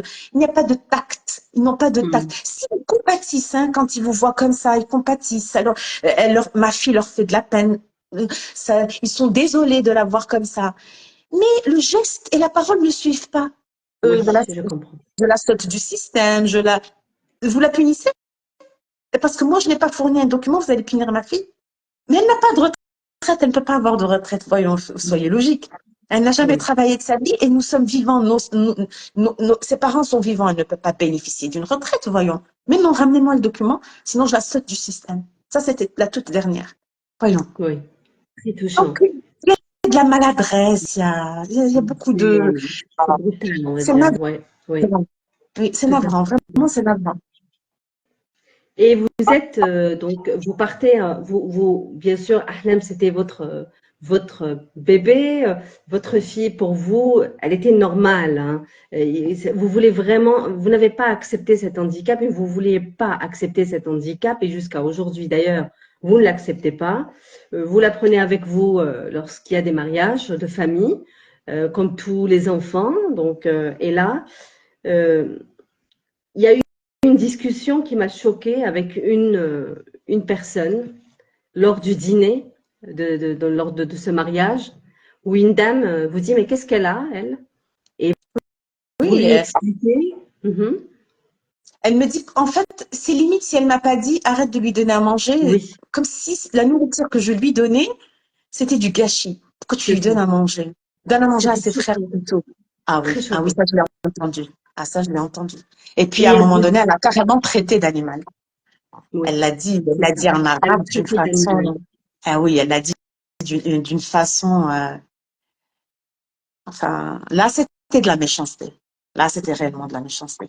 Parce que euh, c'était une personne invalide d'animal. Déjà traiter quelqu'un d'animal, même quand on dit âne à quelqu'un, je trouve que c'est inadmissible. Même Mm. quand il est valide. Alors, traiter une enfant handicapée d'animal, euh, un grand moment de solitude. Là, c'était vraiment un très grand moment de solitude. Mais que voulez-vous dire à une vieille femme? Que voulez-vous lui dire? Et elle rajoute, au moins si c'était un garçon handicapé. La pauvre, elle ne se mariera jamais. Vous dites pourquoi? Je dis parce que il y a des garçons handicapés mariés, mais une fille handicapée, et Oui, là, vous ne dites non, vous ne dites rien. Ça m'a non, choquée en disant ça. Il y a des gens comme ça, oui, aussi il y a des gens méchants, comme ça ça. existe. Oui, oui, oui, ça existe. Ah oui, ça existe. D'ailleurs, une fois, j'ai discuté avec une écrivaine qui m'a dit, je lui ai dit, c'est de la maladresse. Non, elle m'a dit, Madame Boustira, c'est de la méchanceté. C'est Ça, de c'est de là, la méchanceté. Ce n'est effectivement. pas de la maladresse. Tout à Parce que fait. je me suis dit, elle est vieille, elle est illettrée, elle est bon. Et puis, elle avait le bénéfice de l'âge. Elle était âgée. Je n'avais pas le droit de riposter parce Oui, qu'il y avait l'âge. Il y avait une grande différence d'âge. Je, je l'ai ignoré. Comme j'ai appris à ignorer les gens. Ça, je sais faire maintenant. C'est bon. C'est un petit peu mon bouclier. Voilà, j'ai appris à ignorer les gens. vous avez appris, vous avez beaucoup appris de votre fille. C'est ce que vous dites vers la fin, vous la remerciez parce que grâce à Oui, votre fille, vous avez vraiment appris le sens de l'humain, de l'humanité. Vous avez appris la patience, l'endurance, le courage, finalement, Ahlam vous a appris des choses. Oui, oui. Et je vous promets que même si elle est clouée sur une chaise roulante, elle est, elle a un aura très particulier. Ce qu'elle Oui. transmet, ce qu'elle, c'est simple. Elle m'a appris aussi l'humilité. Nous les femmes, enfin nous les femmes, je vais parler pour moi-même, pour ne pas parler pour toutes les femmes. Parfois, on est un petit peu futile.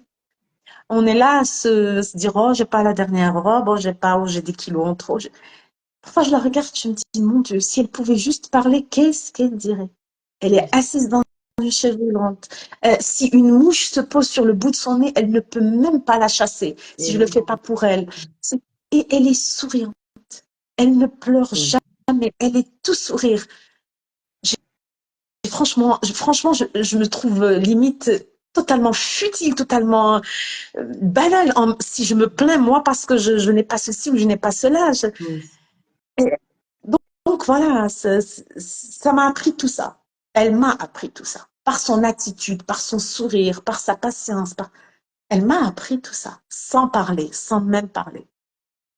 C'est incroyable, c'est très fort parce que finalement, vous parlez de votre fille, vous racontez cette histoire, ce témoignage, mais à la fin, vous avez contourné la situation, si on peut dire ça comme ça, et vous avez pris psychologiquement, vous avez étudié psychologiquement la chose.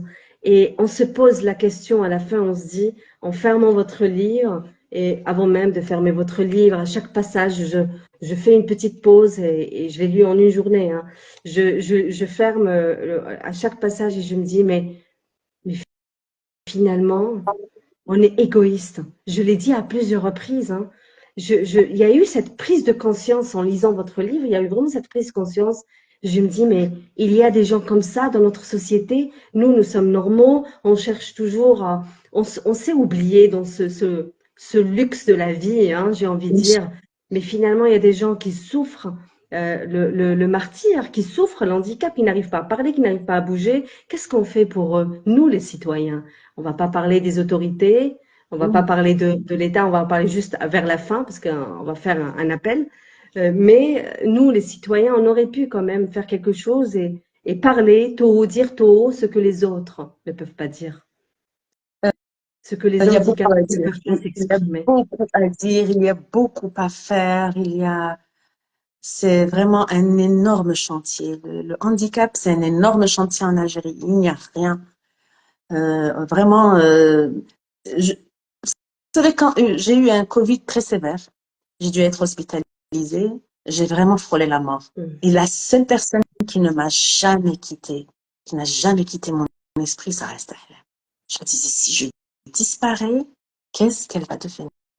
Durant tout mon séjour à l'hôpital, sa sœur aînée a pris soin d'elle. Et j'avais la hantise de lui transmettre le Covid. 6 mois, je ne me suis pas approchée de ma fille. Parce que comme je sortais et que je revenais, j'avais la hantise et je l'ai eu. Oui. J'avais très peur d'être malade et de la contaminer.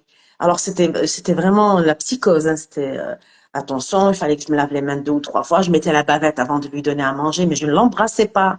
Je, je, je mettais le plus de distance possible entre elle et moi. Oui. Quand ses frères venaient, je disais, ne nous approchez pas trop d'elle, ne l'embrassez pas. Allez, Chana, vous pouvez m'embrasser.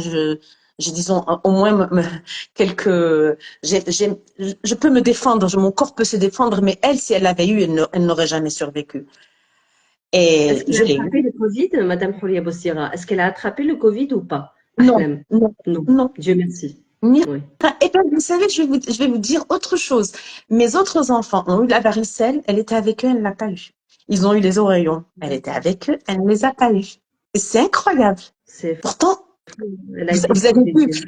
les oreillons, ça met du temps avant que la boursouflure apparaisse. Ils peuvent déjà Oui. contaminer. Et ben, avant, elle était très très en contact avec ses jeunes frères et sœurs. Ils s'amusaient avec elle. D'ailleurs, j'ai ma fille la dernière, elle avait l'art de. Parfois, je lui disais, va donner son yaourt à ta sœur. Mhm. C'était une cuillère pour elle, une cuillère pour elle. Et la Oui. cuillère, elle passait d'une bouche à l'autre, donc elle aurait pu la contaminer très facilement. Mais je laissais Oui. faire. Je me disais, c'est sa sœur. Euh, en fait, je voulais absolument traiter Ahlam comme tout le monde.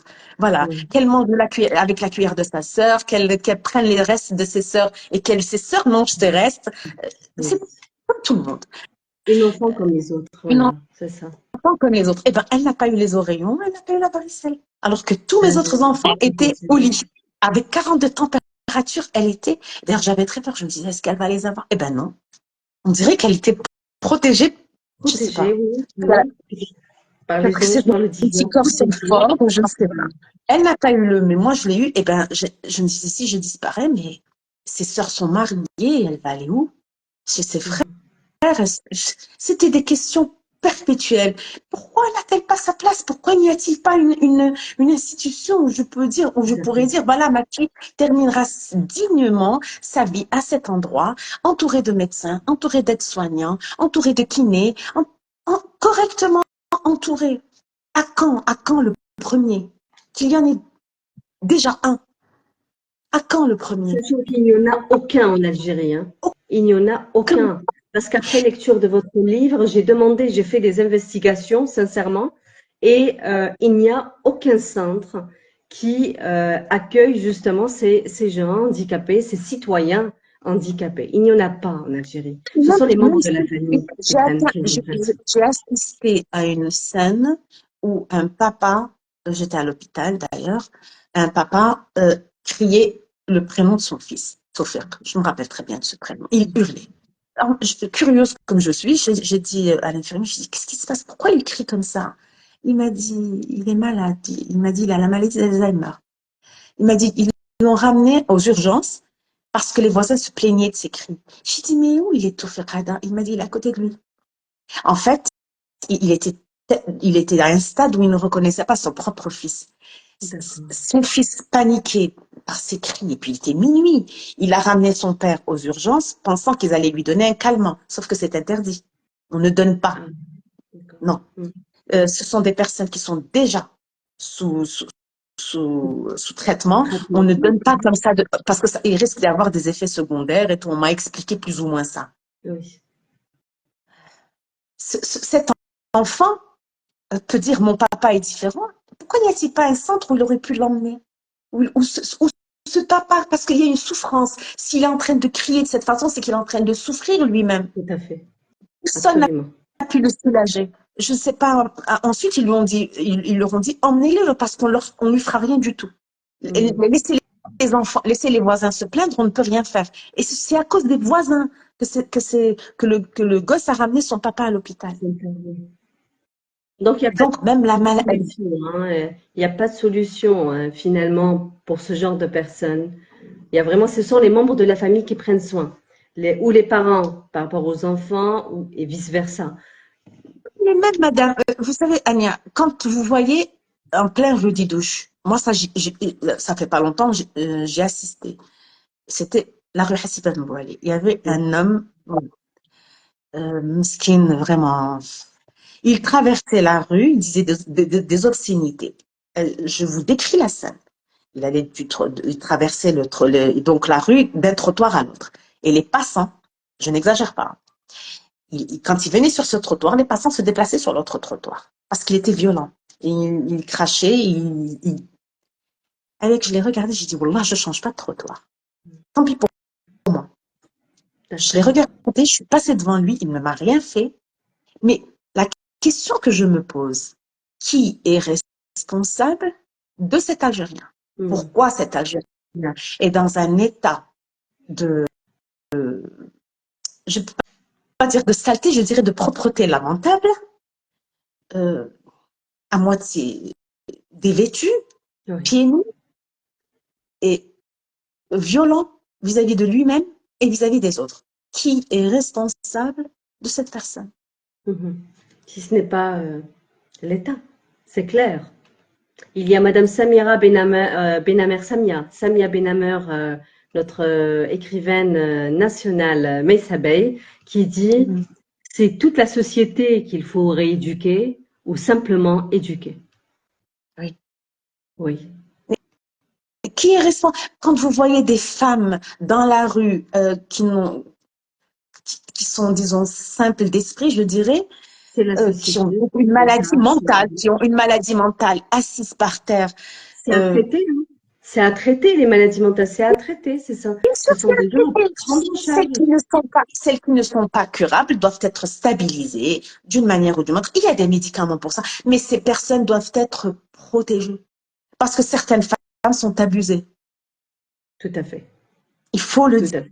dire ça aussi. Il faut en parler. Absolument, Pourquoi? absolument. Qui est responsable de ces femmes à la rue? Qui est responsable de ces hommes qui n'ont plus du tout leur tête? Qui est responsable de ces personnes? Pourquoi n'y a-t-il pas un centre où on peut les mettre, où on peut les stabiliser médicalement, qui terminent leur vie dans la dignité? Et en parlant de qui est responsable de ces gens, qui est responsable de ces handicapés, moi, je pense qu'il faut, en tant que citoyens, tous comme nous sommes, nous devons ouvrir cette porte, ce grand questionnement. Nous devons étudier tous ensemble parce que, vous avez dit tout à l'heure, nul n'est à l'abri. Oui, Votre fille est née comme ça peut arriver à quelqu'un après des années de vie normale, hein, de hein, bonne santé, ça peut arriver, hein, la chute, ça peut arriver, absolument. le renversement de situation. Et là, on doit penser à ça n'arrive pas qu'aux autres. Ça peut arriver à nous plus tard, Oui, à nos enfants. Donc, effectivement, j'ai fait la recherche, je me dis, mais c'est pas possible. En Algérie, il n'y a pas un centre euh, pour des enfants handicapés, pour des gens handicapés qui n'ont pas de famille. Vous inquiétez pour Ahlam plus tard, même si vous êtes entouré de votre famille, mais ce n'est pas votre famille qui est, vos membres de famille qui sont responsables sur Ahlam. Ce n'est pas à eux. Ils ont leur vie, eux aussi. Donc oui, là, on parle ils de ont leur Ahlam et vie. on parle des milliers de personnes handicapées qui souffrent en ce moment, à l'heure où nous parlons. Donc là, c'est un appel à faire. Je vous ai posé la question, est-ce que vous avez fait un appel peut-être au ministère? Non, vous ne l'avez Non, pas fait. Je me pose la question, est-ce qu'il y a d'autres parents ou d'autres peut-être enfants qui l'ont fait pour leurs parents? Je ne sais pas, je me pose la je ne sais question. pas. Quel ministère déjà? Où est-ce que nous devons nous Je référer? Chez pense qui? que ça va être le ministère de la Solidarité. Mhm. Ce sont, parce que les personnes handicapées dépendent du ministère de la Solidarité. Je pense que c'est ce ministère qui est particulièrement concerné. Maintenant, comment ça fonctionne? Est-ce qu'ils travaillent avec le ministère de la Santé? Est-ce que je ne sais pas. Franchement, Mhm. en fait, je me suis concentrée sur le bien-être de ma fille.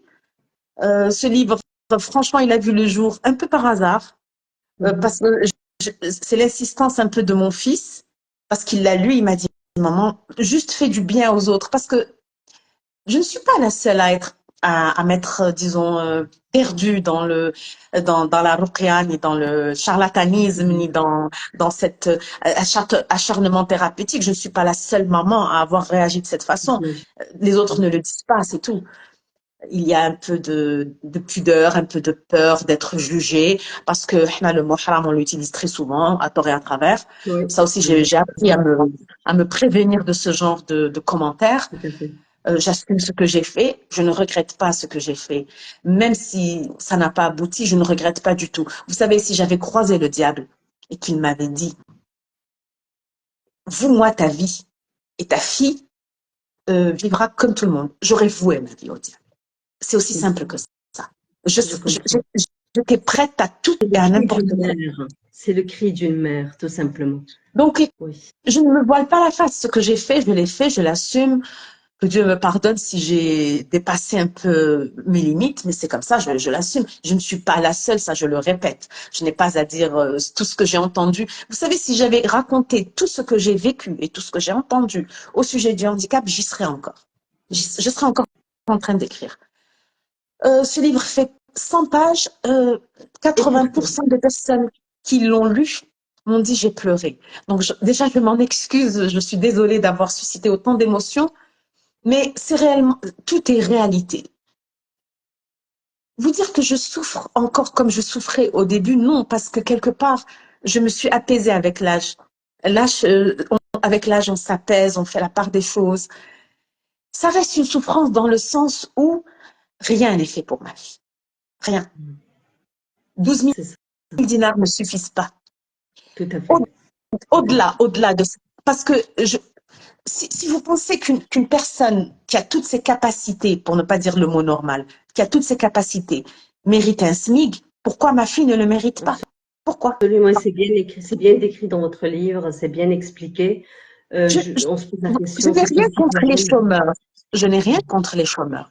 Ils perçoivent une aide, parce que c'est une pension pour chômeurs, supérieure à celle du handicapé. Sauf que le chômeur, il peut trouver du travail demain. Il a cet espoir de trouver du travail demain. Il a cet espoir de voir sa situation s'améliorer.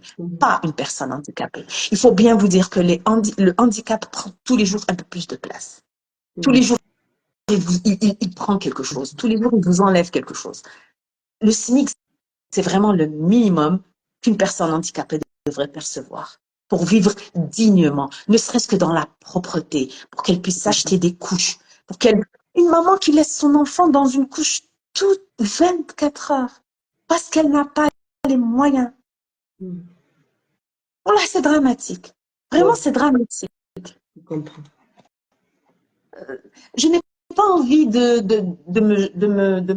me lancer dans la voix qui dit, bon, vous ramenez des chanteurs chanter. Non, chaque chose a sa place. La culture a sa place, le sport a sa place, le handicap devrait avoir aussi sa place. Je suis pas en train de demander au gouvernement ou aux responsables de ne pas construire de stade et de construire un abri pour les handicapés. Non, construisez le stade. C'est une culture. C'est bien pour le pays. Mais construisez aussi des abris pour handicapés. L'un ne doit pas prendre le dessus sur l'autre. On ne doit pas sacrifier les handicapés pour le prestige du pays. Je ne veux pas me lancer dans cette polémique ni dans ces discussions. Nous avons des responsables qui savent où mettre le budget, mais le budget des handicapés est très insuffisant. Là, il faut vraiment penser à commencer à construire des maisons pour les personnes atteintes d'Alzheimer et les vieux qui font des démences séniles. On en voit plein dans la rue. C'est des choses qui n'arrivent pas qu'aux autres. Absolument. Il faut pas attendre, c'est-à-dire qu'il ne faut pas attendre que ce soit un problème de santé publique. Il ne faut pas attendre qu'on soit envahi, que nos rues soient envahies de personnes invalides. Il ne faut pas attendre qu'on atteigne ce stade. Il faut le faire tant qu'il est encore temps, tant qu'on peut encore gérer les choses. Il est encore temps, mais il faut commencer tout de suite. Madame Houlia Bouzdira, c'est un cri d'une maman qu'on entend. Vous avez parlé à la place de toutes les autres, de tous les autres parents, j'ai envie de dire. Ahlam a 34 ans aujourd'hui. Oui. Elle a une carte nationale, carte d'identité nationale. Elle est citoyenne. Oui. Elle a besoin de vivre, elle a besoin de vivre comme les autres. Et je vous rejoins à 1000% lorsque vous dites pourquoi est-ce qu'un handicapé, la pension handicapé n'est pas la même que celui d'un chômeur ou le SMIC, le minimum, quoi. Je me pose aussi cette question. Sincèrement, je ne savais pas le montant, hein. C'est en lisant votre livre que je l'ai su. Et encore, ça a été ajusté récemment, hein. Ça a été ajusté récemment. J'avoue tout de même qu'il y a eu un effort. Quand elle avait 19 ans, elle avait 4000 dinars. C'était le maximum. Au début, maintenant, elle est à 12 000. Disons que ça a été quand même multiplié par 3. Mais ça reste insuffisant. Ça reste insuffisant. Parce que le coût de la vie en parallèle, les couches que j'achetais, les couches que j'achetais quand elle avait sa pension en 80, c'est-à-dire quand elle a eu sa pension, quand elle avait 4000 dinars, font le quintuple aujourd'hui. Oui. Même si eux, ils ont augmenté la pension des handicapés, le coût de la vie a flambé beaucoup plus. C'est beaucoup plus cher maintenant. Voilà. C'est ça aussi. Il n'y a pas d'équilibre. Il n'y a pas d'équilibre. De toute façon, nous sommes tous Algériens et nous voyons tous combien tout est cher. Combien la flambée des prix. On le voit tous les jours. Donc, la pension des handicapés doit suivre. Elle doit suivre impérativement. Il y a la dévaluation du dinar. les salaires qui n'augmentent pas, des gens en difficulté. Donc, il faut prendre toutes ces choses-là en considération. Et je pense, au lieu de faire des partages, il y a les réseaux sociaux aujourd'hui, Dieu merci, hein, à travers les réseaux sociaux, la communication est plus fluide, j'ai envie de dire. Mais au lieu de communiquer, de partager des choses futiles, partageons plutôt ce genre d'appels. Il y a des gens en difficulté. Pendant que nous sommes vraiment dans des situations où on est à l'aise, il faut penser à nos confrères et consoeurs, nos concitoyens. Il faut penser à ces gens-là. Oui, Et merci penser à encore, Madame Julia, d'avoir écrit ce témoignage. C'est vrai qu'il fait 100 pages. Il fait 100 pages, mais en le lisant, tellement consistant. Pour moi, c'était un 350-400 pages facilement. Merci. merci. En tout cas, je vous remercie d'abord d'avoir porté tout cet intérêt à mon écrit. C'est vrai, quelque part, vous concrétisez mon rêve parce que c'est ce que je voulais. Je voulais justement être entendue. Oui. Alors, les parents d'handicapés, moi, je sais pas si je pouvais. Ayons de l'espoir. Oui. C'est tout ce que j'ai à dire. Bon, j'ai déjà dit qu'il fallait pas que vous aviez le droit de crier. On a le droit de crier, on a le droit de se révolter. Maintenant, j'ai poussé ce cri et derrière, j'espère qu'on va garder espoir et que quelque chose sera fait, que je n'ai pas, disons, crié pour rien. Voilà, c'est vraiment le, le but. On va voir rapidement nos membres, nos amis qui sont là, qui posent des questions. Il y a, en parlant de l'écriture, justement, dans Live Rencontre avec l'écrivain, parce que vous êtes écrivaine aujourd'hui, hein, Madame Holia Bouzdira, et je peux témoigner que vous avez une plume sublime. Vous écrivez Merci. d'une manière très fluide, vraiment avec très, très bien structurée. Votre témoignage, votre roman est très, très bien structuré. Leila Ben vous pose une question. Donc, Leila Ben dit, comment et quand décide-t-on d'écrire tout ce vécu douloureux et pourquoi? Alors, il y a eu, j'ai dit déjà qu'il y a eu une évolution dans le but de ce livre. Vous savez, au début, j'écrivais des feuilles. Par exemple, le jour où cette dame m'a traité ma fille d'animal, je l'ai écrit. J'ai écrit et j'ai pleuré. Euh, au début, c'était juste un journal intime dans lequel je déversais ma peine, mon impuissance, ma colère. Bon, après, j'ai mis des feuilles comme ça sur le côté et ensuite, à partir de ces livres, à partir de ces feuilles poussées par mon fils, je l'ai structuré en livre, mais c'était un livre simplement pour aider les mamans. Et ensuite, j'essaie de tirer un petit peu la sonnette d'alarme. En fait, il n'y a pas de moment précis. Euh, c'est c'est un besoin. Quand la personne en ressent, je ne sais pas si cette dame est dans mon cas, mais le jour où vous ressentirez le besoin de le faire, vous le ferez. C'est tout. Euh, il se peut que vous le publiez, il se peut que vous ne le publiez pas. C'est pas ça le plus important. Le plus important, c'est déjà de pouvoir écrire noir sur blanc ce qu'on ressent. Ça fait du bien. Ça fait C'est vraiment comme du une bien. thérapie pour vous, Madame Holly. Est-ce que c'était une C'est une thérapie pour vous? thérapie. Est-ce que vous avez dégagé cette boule qui était en vous pendant des années, pendant Oui, 34 ans? oui, j'avoue que j'ai beaucoup pleuré en l'écrivant parce que quelque part, je suis retournée en arrière dans un passé qui était très douloureux. Mais ça m'a permis de me comprendre moi-même. Pourquoi je suis beaucoup plus sereine aujourd'hui? C'est parce que j'ai tout sorti. C'est parce que j'ai osé dire ce que j'ai fait et les périodes par lesquelles je suis passée. Il m'est arrivé, par exemple, d'élaborer des plans où on mourrait toutes les deux. Parce que je voulais cesser de souffrir. C'est bon, il y avait des moments où je n'en pouvais plus. Je voulais cesser de souffrir. Pour cesser de souffrir, il n'y avait qu'une solution, que je disparaisse. Je ne voulais pas la laisser derrière moi. Donc, il y avait des moments de délire où je me surprenais à élaborer des plans dans ma tête où on partirait toutes les deux. Soulagement. Je Vraiment. pars et je l'emmène avec moi parce que je ne peux pas la laisser derrière moi. La laisser à qui? Donc, j'ai élaboré des plans machiavéliques, mais pourvu que je cesse de souffrir. Pourquoi je suis plus sereine aujourd'hui? Parce que je souffre moins.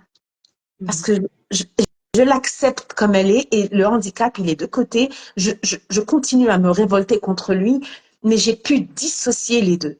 Ma fille, c'est ma fille. Ma fille est différente. Le handicap lui donne une dimension encore plus différente, mais nous sommes tous différents les uns des autres, Oui, après tout.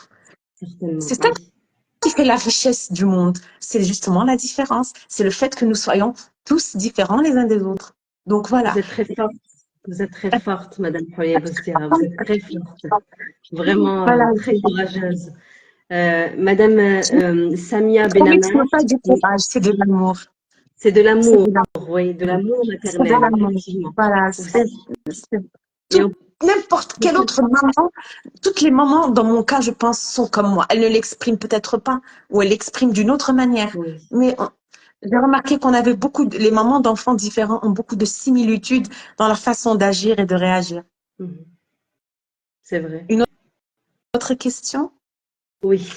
Samia Benamer, Maïssa Bey vous dit alors, vous abordez un problème cruel, celui de la non-assistance à personne en état de vulnérabilité. Et ce sont plusieurs ministères qui sont concernés. Oui, en effet, ce sont C'est plusieurs plusieurs ministères qui sont ministères, concernés. c'est vrai, c'est vrai. Je pense qu'il n'y a pas eu de réelle volonté. Mm. Parce que s'il y avait eu une réelle volonté, ce serait déjà fait. On a minimisé le nombre des personnes handicapées. Elle est en hausse. Je n'ai jamais vu autant d'autistes qu'en ce moment. Parce que déjà, il y a des maladies comme l'autisme. On dit, je ne sais pas, je ne suis pas médecin, prenez ça avec des pincettes, que les écrans, quand on expose nos enfants très tôt aux écrans, ils peuvent avoir des maladies du style d'autisme et tout. Donc, c'est une maladie vraiment en recrudescence.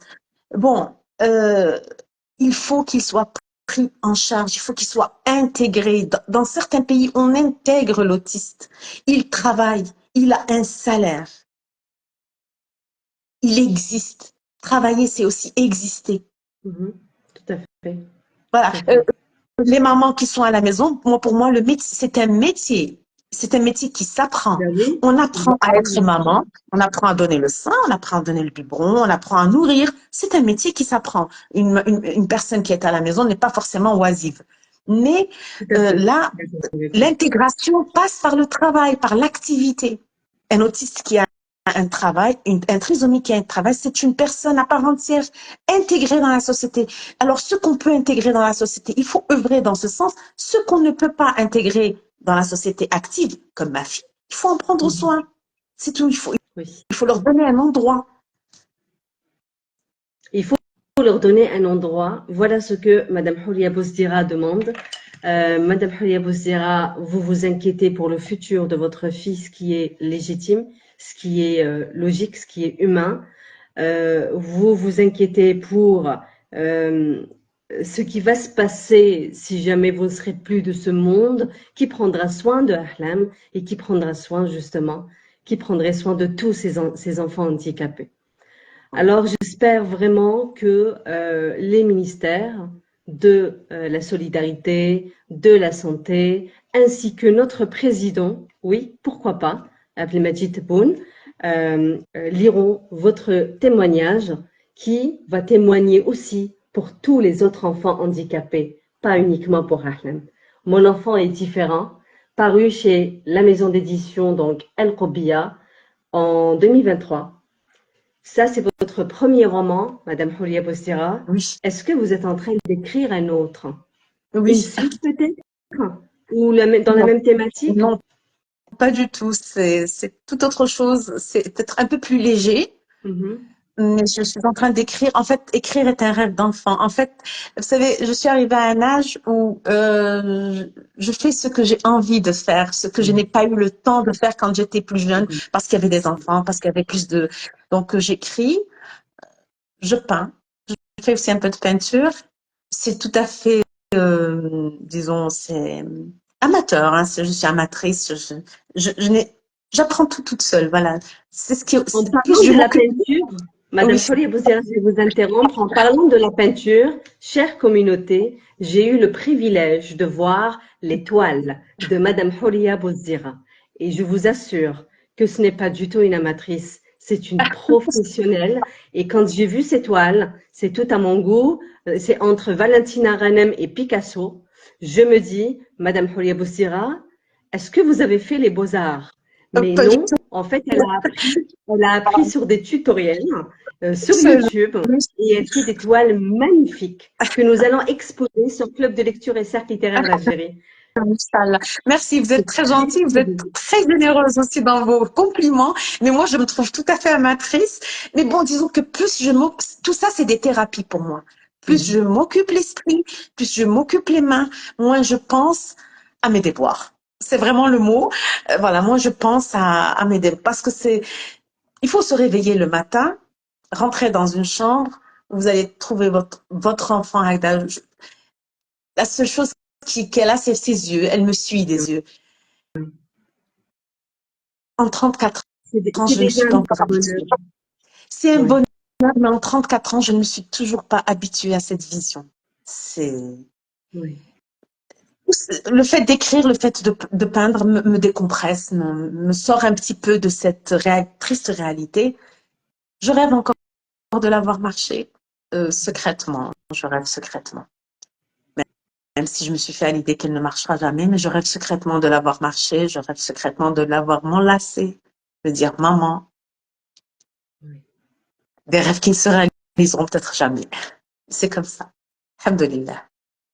Ou peut-être ça va se réaliser dans l'autre monde, le vrai, le monde Inch'Allah, réel. Inch'Allah, Donc il faut Inch'Allah, aussi Inch'Allah. penser. Voilà, donc il y a un autre monde réel Oui, que celui-là. Et c'est là où tous vos rêves vont être notre combat. Nous combattons avec vous, Madame Houria Bostira, et avec tous les parents qui souffrent aujourd'hui, qui souffrent l'handicap de leur enfant et la non-assistance. et je veux juste dire que moi j'en ai une. Il y a des parents qui en ont deux et trois. Oui, Trois des parents. c'est ce que vous avez expliqué aussi Oui. dans votre témoignage. Oui. Donc là, c'est plus dur encore. Oui. Oui, oui, C'est limite invivable, je crois. Je crois que c'est mhm, limite invivable. Trois enfants handicapés, c'est limite invivable. C'est, enfin, c'est invivable. C'est vraiment le mot. J'ai connu une maman qui avait trois enfants, tous les trois autistes. d'accord. Donc là, c'est infernal, hein. C'est à faire. Comment elle va s'en sortir, cette maman? Comment elle va s'en Ce sont des sortir? enfants qui ne J'observe. dorment pas ce sont des enfants qui ne dorment pas la nuit, qui font beaucoup de crises d'anxiété, qui se tapent. Quand ils angoissent, ils se font mal. Et ils se tirent les oreilles, ils se font des bleus, ils se tapent la tête contre les murs. Parce que là, déjà, on sent qu'il y a une mauvaise prise en charge médicamenteuse. Parce qu'il doit y avoir des médicaments pour les calmer. Ils avaient le bon dosage, ils ne réagiraient pas comme ça. Alors, imaginez une maman qui voit son fils se taper pendant 2 heures de temps ou 3 heures de temps la tête contre le mur. Et ce n'est pas la peine d'essayer de l'en empêcher, hein, parce qu'il est violent. Ils ont une force terrible. Pourtant, ils Oui. sont jeunes. C'est une vie. Ce n'est pas une vie. C'est franchement pas une vie. Ni pour elle, ni pour l'enfant, parce que cet enfant Absolument. qui se cogne la tête contre le mur souffre, il souffre. Il y a une souffrance. Là aussi, où sont les autorités? Où sont les médecins, mon Dieu? Où sont-ils? Où sont-ils? Ça ne devrait plus être permis de voir des choses pareilles. Ça ne devrait pas être, ce n'est pas permis, pas en 2024. Où est la prise en charge? Où sont les médecins? Pourquoi cet enfant n'est pas stable? Il est autiste, certes, il fait des crises. Il y a des médicaments contre ça. Il y a des médicaments, il y a un suivi, il y a des thérapies. Voilà, Ben oui, des autistes ont besoin de psychologues absolument. spéciaux pour les suivre, effectivement. Donc, je me pose aussi cette question. Madame Houlia Bosdira, votre témoignage est très percutant, très très fort, très sincère. Merci pour tout ce que vous avez écrit. Merci. Je recommande ce livre à tout le monde. Je vais le chroniquer ces jours-ci. Il va être chroniqué. Je vais taguer tous les ministères. Je le ferai pour vous et je le ferai aussi pour tous les enfants handicapés, pour les citoyens handicapés. Merci beaucoup, Madame Houlia Bozia. Je vous laisse dire le dernier mot parce que je pense que je n'ai plus de mots à ajouter après tout ça. D'abord, C'est je vais dire à tous ceux qui ont assisté à ce live, merci d'être là. Je promets de répondre à toutes les questions plus tard, parce qu'on n'a pas pu répondre à tout le monde. Que dire? Pourvu qu'on nous écoute, pourvu qu'on nous entende et pourvu que ça bouge, pourvu qu'on agisse. Parce que écouter, entendre, ce n'est pas assez. Il faut agir. Maintenant, il faut agir. Il faut vraiment impérativement agir.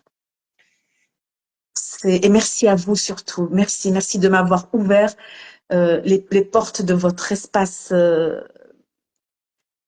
Internet parce que nos voix vont porter. Nos voix vont porter. Et vous avez été très éloquente et votre voix autant que la mienne vont porter. Inch'Allah. Je le souhaite de tout cœur. Merci Madame Houlia Bozira, merci beaucoup pour votre sincérité, votre ténacité, surtout votre courage. On apprend, vous avez appris de Ahlam et nous apprenons de vous aujourd'hui. Merci à toute la communauté, merci aux membres d'être là. Cet espace est le vôtre, ce n'est plus le mien. Donc on est là pour que nous partagions tous ensemble nos bonheurs et nos malheurs. Madame Houlia Bozira, ce que j'ai envie de vous dire, continuez. Continuez de parler, continuez de dire, continuez d'écrire, continuez de peindre, continuez d'exister pour vous et pour Ahlam aussi. C'est ce que vous le faites pour les autres. Merci. À très bientôt. Bonne soirée à tout le monde. Au revoir. Merci. Au revoir. Au revoir.